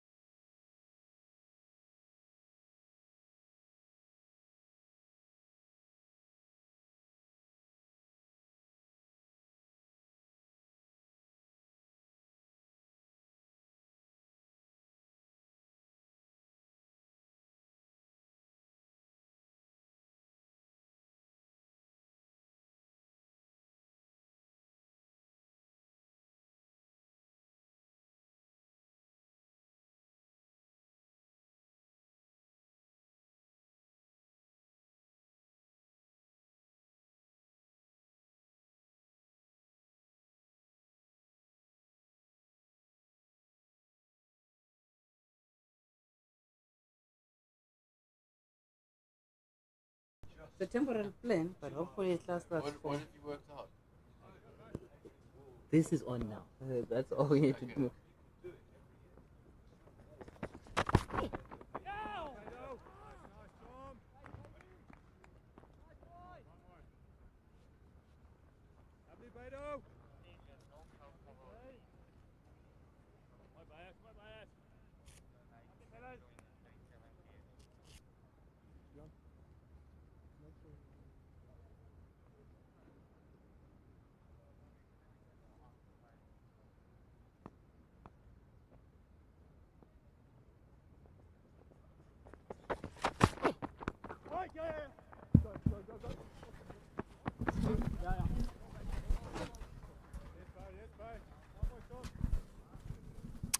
Hello and welcome back to the Pietermaritzburg Oval in this game between the DP World Lions and Moothee Tuskers. Lions batted first, and Moothee Tuskers have just started batting. Apologies that we didn't have commentary before the Moothee Tuskers started batting. We're having a little bit of technical issues. I'm joined alongside by Andy Capistano. Andy, nice to be back in comms. Indeed, Ben, and keep an eye on this young man, Bears Swanepoel. He's working up a nice pace, swinging the ball away from the left-handers and getting some extra bounce. They, remember, are defending 265 for 5. Lions winning the toss, choosing to bat this morning. We feel, and particularly Vaughan van Jaarsveld feels, that they're 40, 50, 60 runs short of a good score, but it's been a difficult season for the Tuskers, and any kind of a chase is a difficult one for them. And didn't like the way that Jack Lees played that. It's hit him on the bottom hand, and we might need the pavilion to send out some magic spray there. I think that's hit him on the bottom pinky finger. I think he looks like he's going to brave it out. Okay. Can't see any movement from the dugout. I said I didn't like the way he played it. He looked away at the moment of impact. That's never a good sign. And unfortunately, often a natural human reaction.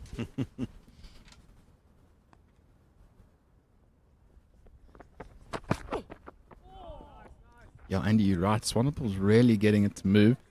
Nice movement away from the left-hander, and he's opted to come over the wicket, so it's creating that awkward angle and getting it to shape away nicely in that extra bounce. Yeah, I completely agree with Vaughan, Andy. They were 50, 60 runs short. They left a lot out there. I wonder if they just timed the launch too late, and then that sort of created pressure on themselves to go even harder near the end and started forcing it potentially near the end.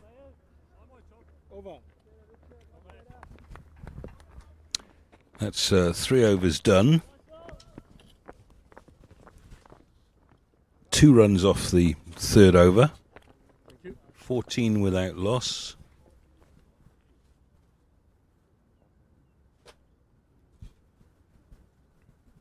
Just go back to the Lions' innings and give you an idea of why we feel that they underachieved, because everybody got runs, everybody got into double figures. The highest scorer was Zubair Hamza with 75. Rassie van der Dussen got 49. Temba Bavuma 39. Mitchell van Buren 25.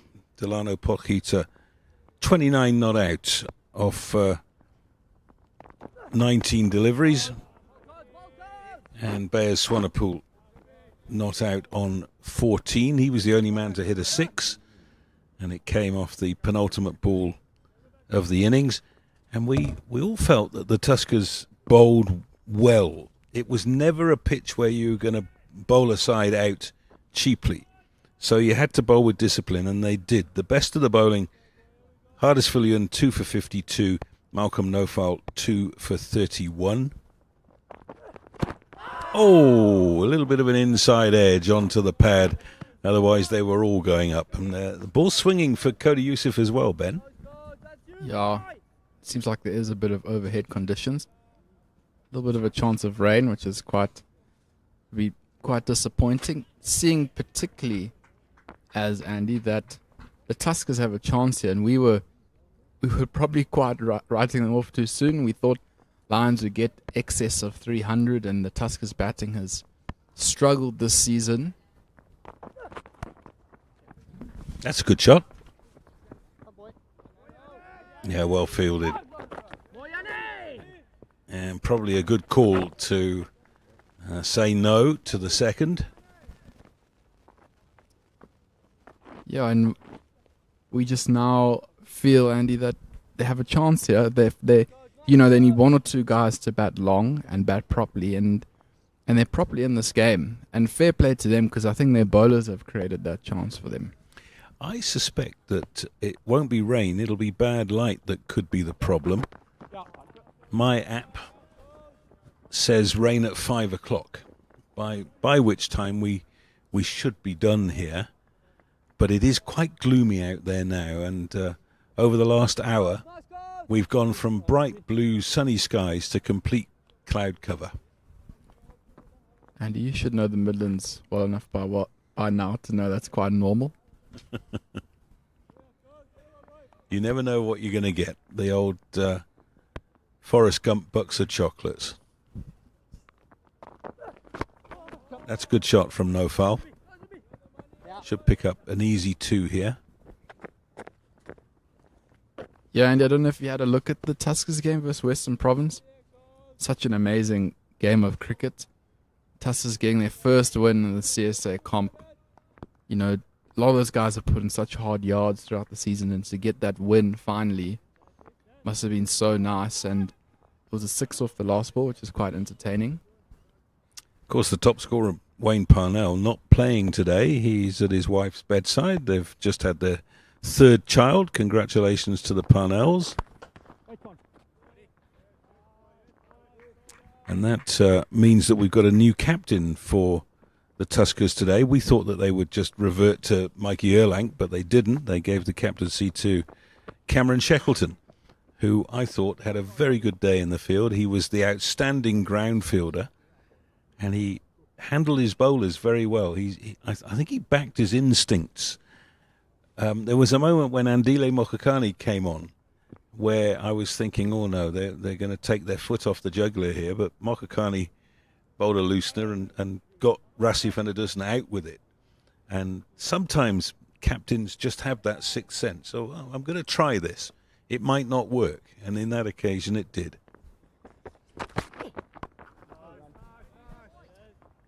Yeah, again, Andy, that thing in sport, that sort of unseen, unknown magic that some people just have the knack of having a gut feel to maybe make a decision in the moment that might seem quite odd or against the run of play, and it seems to work.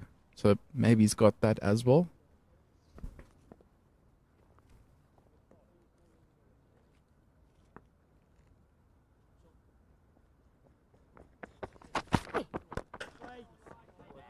And I don't know if you noticed that outswing quite prominent. You do feel if he gets it right, there's a wicket coming here. Yeah, because he's not express Swanepoel, but he's quick enough.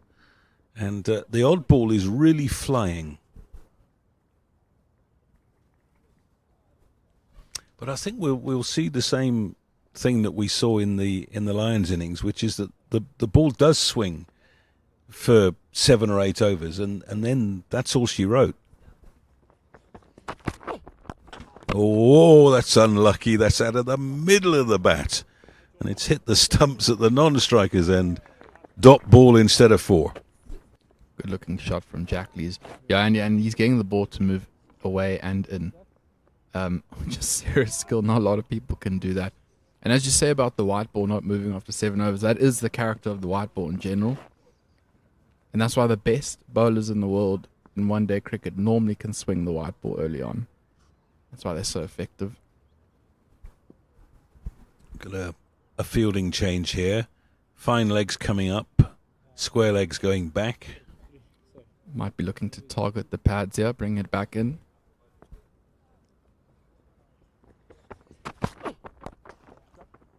Well, it's an easy single. That's not what he was looking to bowl. Yeah, and I think he got excited seeing that swinging back in. The Mountie is getting it to whoop back in and thought he might go for the magic ball. Try hit the pads, but I think he was bowling well enough. Bowling the channel he was bowling anyway. Two left-handers opening the batting for the Tuskers and contrasting types of player. Malcolm Nofal here is very much an offside player and happy to bat long. Doesn't get concerned if he plays out dot balls. And very much an asset in the 4-day game, of course. Jack Leese at the other end. SA under 19 player. Powerful hitter of a ball. When he's in, he's got a look about him of Matthew Hayden. Yeah, a lot of people are very excited to see what he can do with his career. A lot of people talk very highly about him. I think he's a serious player. Looks like he might try play a lot more cricket in England. But fair to say, when he gets going, he really gets going. Just a single off that over.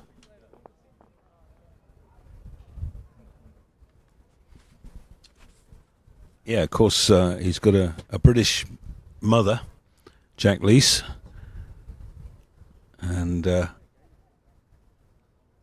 so he's travelling on a dual passport, I think.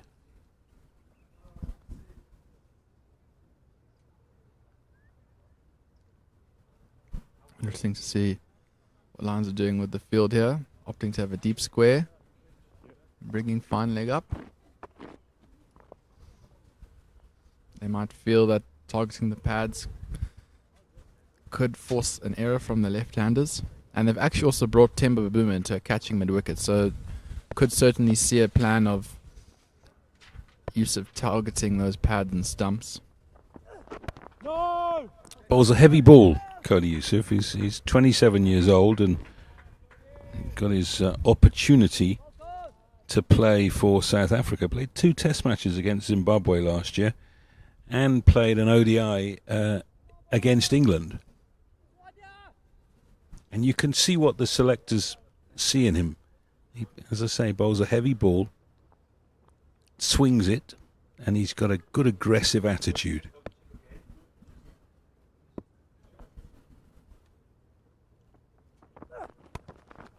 That's a good shot.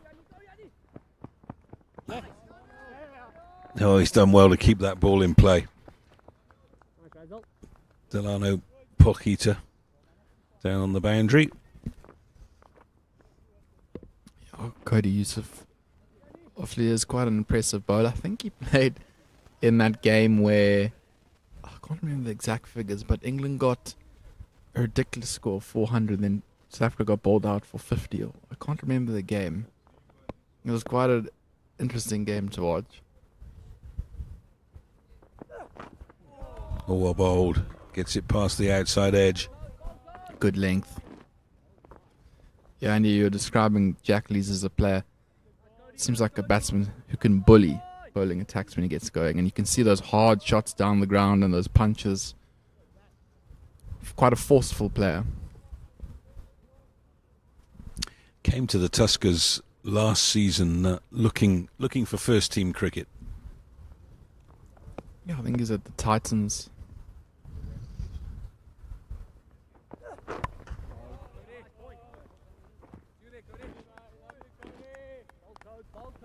And I know we've spoken about it on air, but inevitably there will be a little bit of an exodus at the end of this season with the Tuskers going down to second division.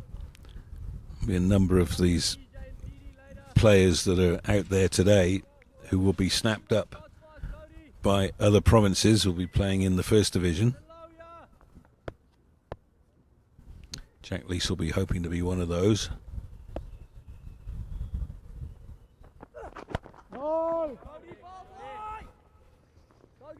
could have use of, as you said, and hitting that really, really hard length. It's quite interesting because Swanepoel, I think, looks to get a tad fuller, so they complement each other quite well. Yeah, it's a pity that a lot of those Tuskers players are potentially going to leave. I must say they have had a few loyal customers over the past few years. You think of Neufeld, Gilson, they've been with them for a while, Erlang, and they've got them promoted twice.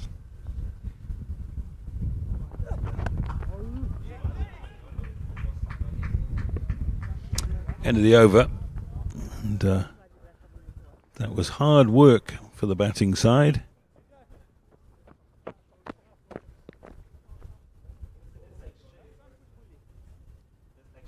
(21) without loss, 6 gone. 4 overs left in the power play. But I think this is one of those games where scoring boundaries in the power play is actually irrelevant. The Lions were 43 without loss after 10 overs. And rather surprisingly, they never seemed to change gear at any stage during the innings. We thought that they were just consolidating and then they would kick on, and that never happened. So Pocket has decided to go round the wicket to no foul.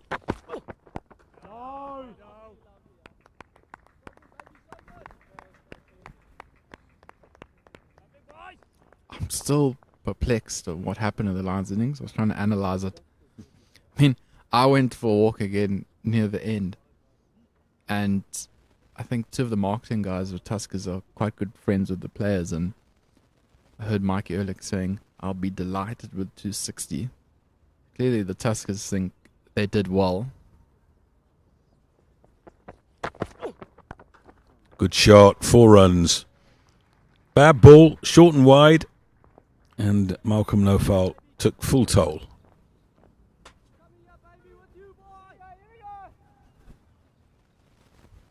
Yeah, and you wonder a few things, Andy. Was it the wicket? Was it a bit slower than we thought, a little bit trickier to get going? Was it their planning got a bit confused out there? They weren't sort of certain and committed to a plan? Was it the bowling? Yeah, I'd like to give full credit to the bowlers.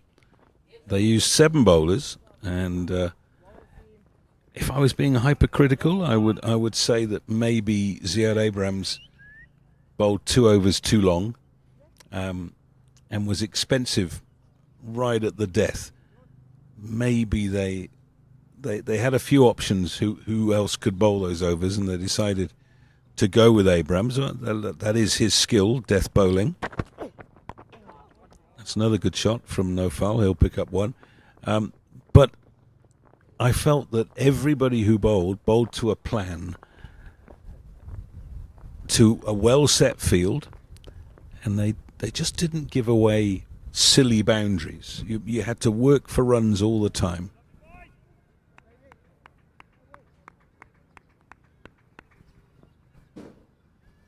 Yeah, in other words, they just kept it very, very simple. Which is an underrated thing in modern day cricket. Beautifully bowled, snaking back off the seam. Good start from Tuskers, but you do feel Lions in the game here. Every now and again they remind you. And from a Lions point of view, I thought to myself, it's almost like sometimes you aim to go hard a bit too late and then you panic, so you try to go hard and then nothing happens because you're forcing it. It did feel like that towards the end.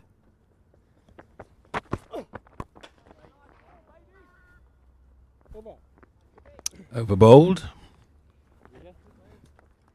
The stranglehold continues. 26. So 5 runs off the over, including a boundary. 26 off 7. So just shy of 4 and over.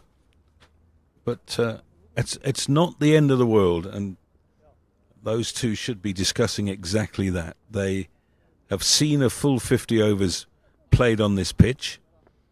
They will have their own ideas about how easy or how hard it is. But I think they must both know that if they can put together a sizable opening stand and break the back of this chase, that the Tuskers have got a real chance to pick up their second win of this tournament. It's a wide. Seemed like Malcolm Neufeld took a off some guard and Cody Yusuf got excited. Try to target those pads. Quick question, Andy. I heard someone in the crowd say maybe they should have, the crowd that is here, mind you, it's like I heard one person saying it, maybe they should have sent in Puch here to earlier on in the innings. So force the issue a little bit. Oh, that's beautifully bowled.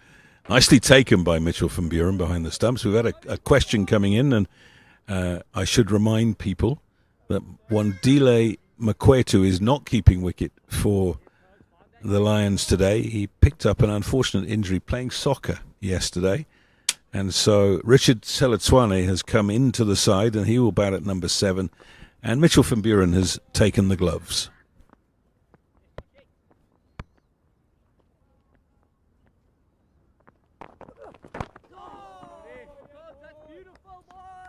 Tuskers also have a couple of forced changes. Their captain Wayne Parnell not available for the game. His significant other has produced their 3rd child, so congratulations to the Parnells. Yeah, she actually has quite a successful podcast that I've seen a few times. Parnell's wife, so. Any idea what it's called? I have no idea, Andy.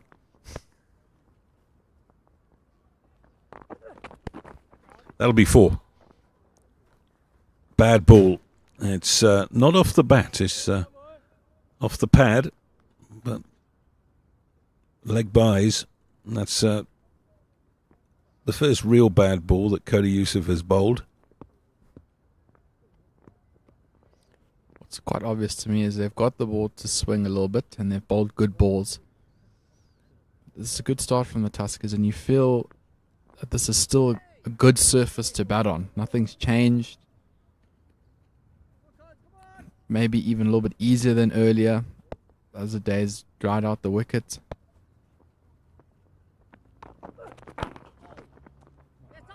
Fielded. Yeah, you heard, hey, Dumba. Captain of the Proteas doesn't captain his provincial side, giving him a little bit of a mental rest. Bjorn Fortuin is the captain of this Lions team. I like that, Andy. I think your captain should be there the whole season.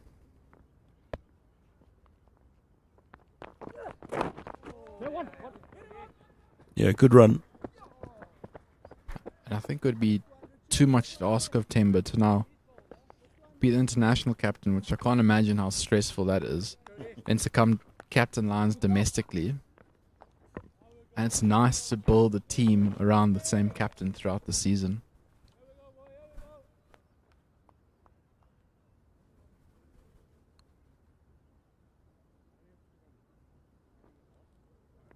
So they haven't got the early breakthrough that they would have hoped for. Still got a slip in place. That's Reza Hendricks. Oh. Jack Lees, appalled with himself that he didn't pick the gap there. Smashed it straight to cover. Missed out on a boundary in the previous over when he hit the non-striker's stumps. Sometimes the fates conspire against you. Use some very classic South African language to describe the situation as well.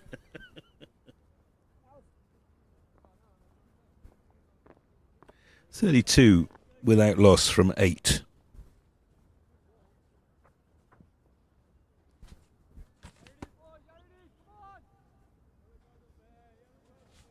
fraction. That's too much. Back. Yeah.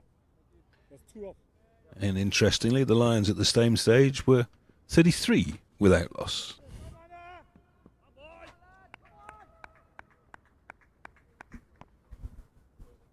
Swanepoel starting his 5th. And I've got a feeling that the ball has stopped swinging. Feeling or knowing? Well, it always looks different when you've got a bat in your hand to when you're observing from the sidelines. Remind me, Andy, were you a batsman or a bowler in your club days? Very modest outswing bowler.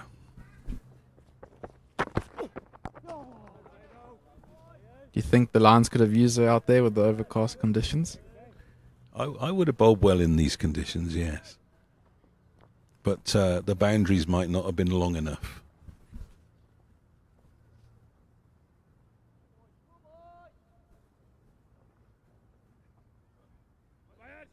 Good start from the Tuskers, though. Pretty much exactly what they would want. And they're not chasing a mammoth target either.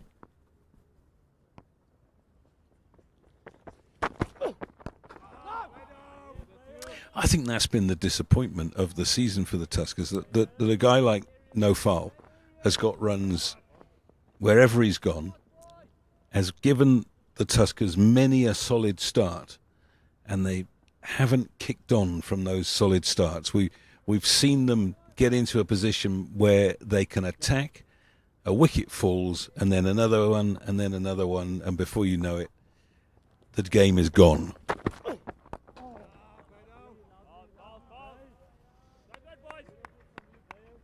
And that's been the story of their whole season.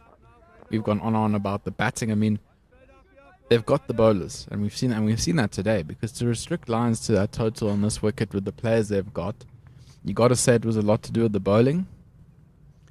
But it always seems to be the batting, and in particular the collapses they have. It's losing those 3 or 4 quickly.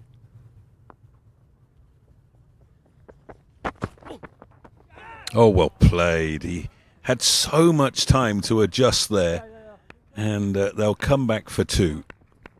That ball just sat in the pitch. I think Malcolm Nufel will be feeling quite cool after that one. That was smooth. And there's an example of why I say the ball has stopped swinging. You wouldn't bowl that ball if the ball was swinging. You're suddenly seeing, oh God, it's not getting off the straight, I better try something else.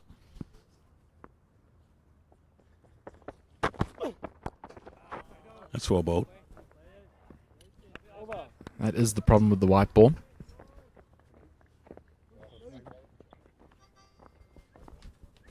So why is it that you can shine a red ball up and keep it going, and you do exactly the same with a white ball and nothing happens? Does the red ball not... I think the red ball stays harder for longer. And the white ball goes softer, quicker. I mean, if you play with a white ball and by the end of 50 overs it's soft. The red ball, it stays harder for longer. Therefore, it can swing better because you know.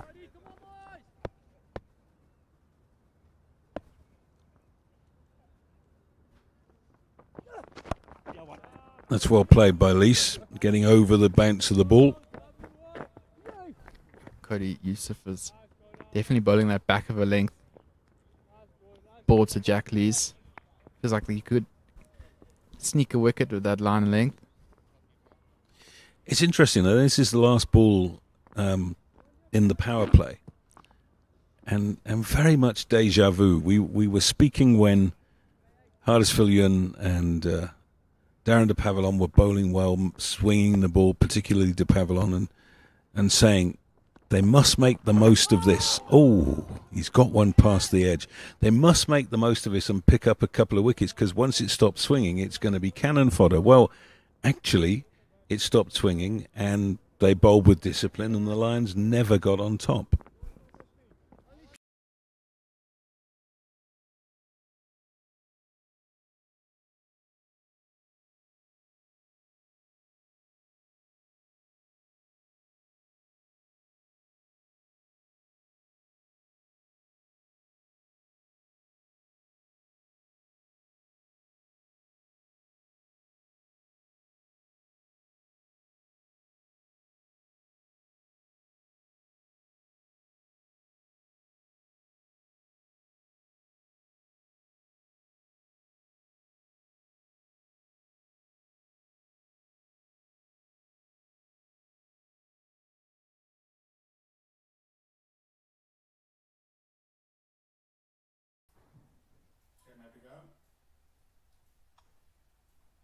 score here at the ground is 44 without loss from 10 overs. We're in the 11th over, and Bayers Swanepoel is bowling his six over of his 10 over allocation. It's quite gloomy in Pietermaritzburg, but doesn't look like rain anytime soon.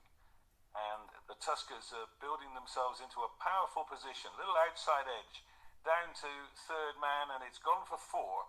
So Malcolm Nofal benefiting from that edge, nobody in the slip cordon. And remember that the Tuskers are chasing 266 to win.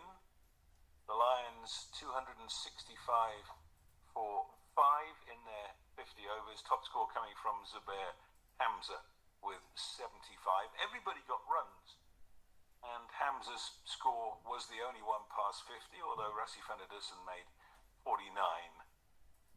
Good disciplined bowling throughout from the Tuskers, and in reply now, Tuskers going along very well at 48 without loss, and that ball is kept horribly low. Big shout for LBW because they feel that it hit the pad before it hit the bat, and Bayers Swanepoel is distraught beyond words, but it is not given. So apologies for the problems with power at the Maritzburg Oval today, so we are trying to bring you some commentary. Ben Jarvis is alongside me. Where's your money now, Ben? How's it, Andy? I think this is going to be an interesting game. I actually think, on the whole, Tuskers has probably won the day so far. They've bowled really, really well, restricted lines to only 260 odd on a flat wicket with a star-studded lineup. And I just think they've given themselves the best chance to go on and win this game.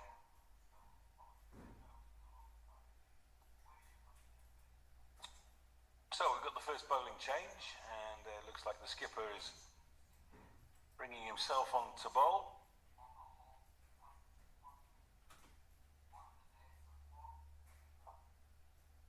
Nicely fielded. In fact, this is Reza Hendricks bowling.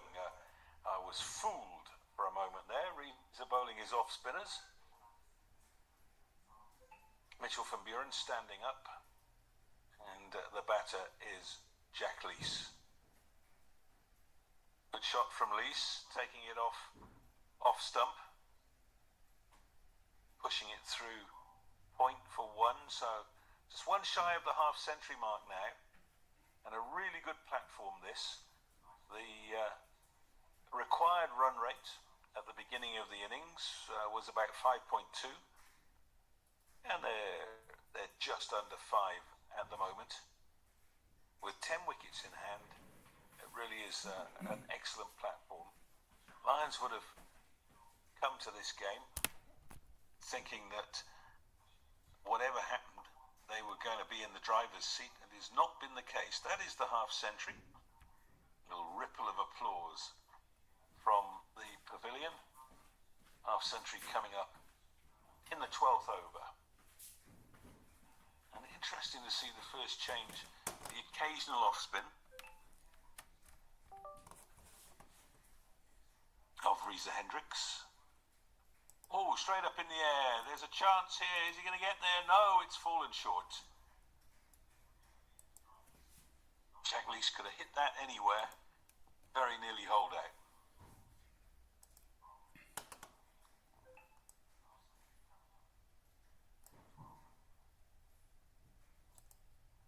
Just looks around the field.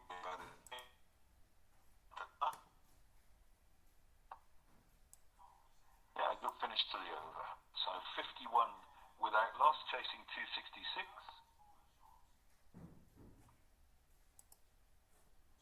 Yeah, this is a very, very good start.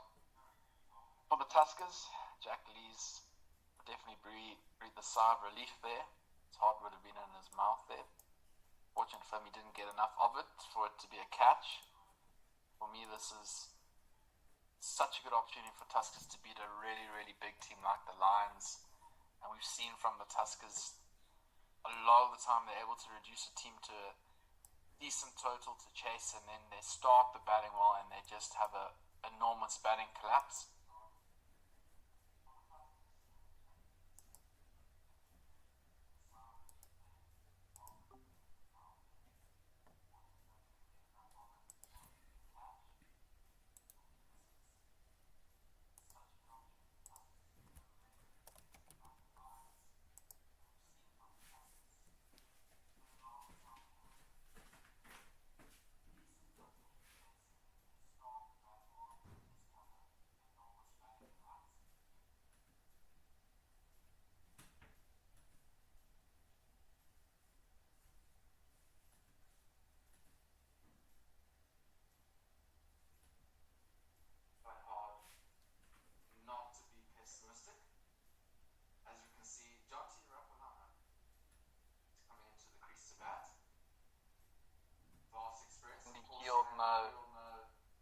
This team, the Lions, very well, having played for the Lions for a long time and grown up in Soweto.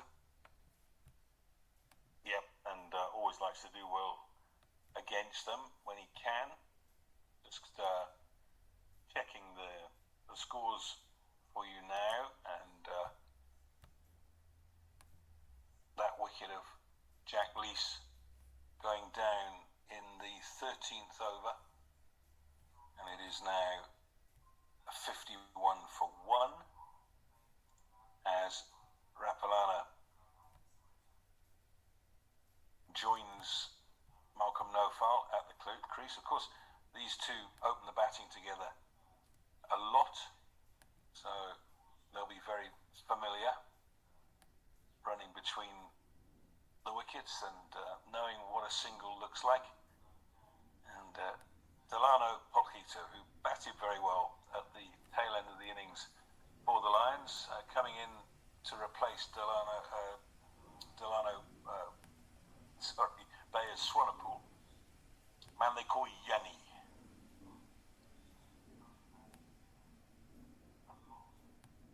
Nicely played by Jonty, but won't get off the mark there.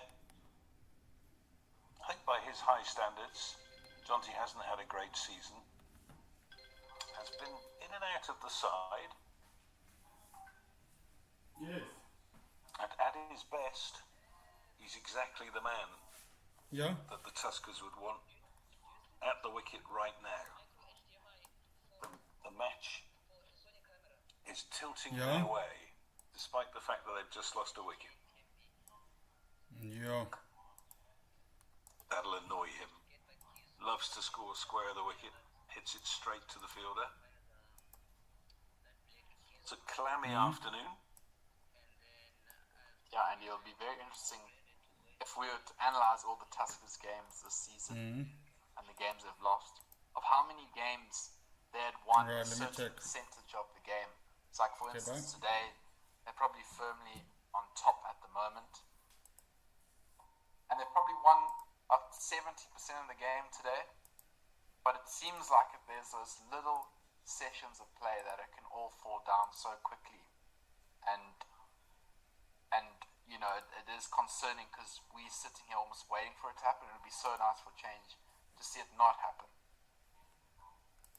Yeah, it's such a good point that you make there, and it reminds me of the beginning of the season in 4-day cricket, where they played a 4-day game in Potchefstroom.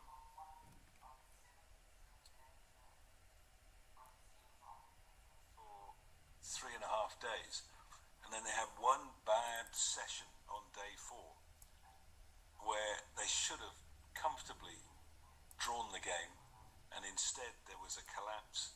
They lost a game that at many occasions they could have won. Double century from Mike Erlang in the first innings, where they scored 400. But it kind of set the tone for the season. They had a number of games, as you say, where they were well in the contest, but they just couldn't finish the job. And that ends the over.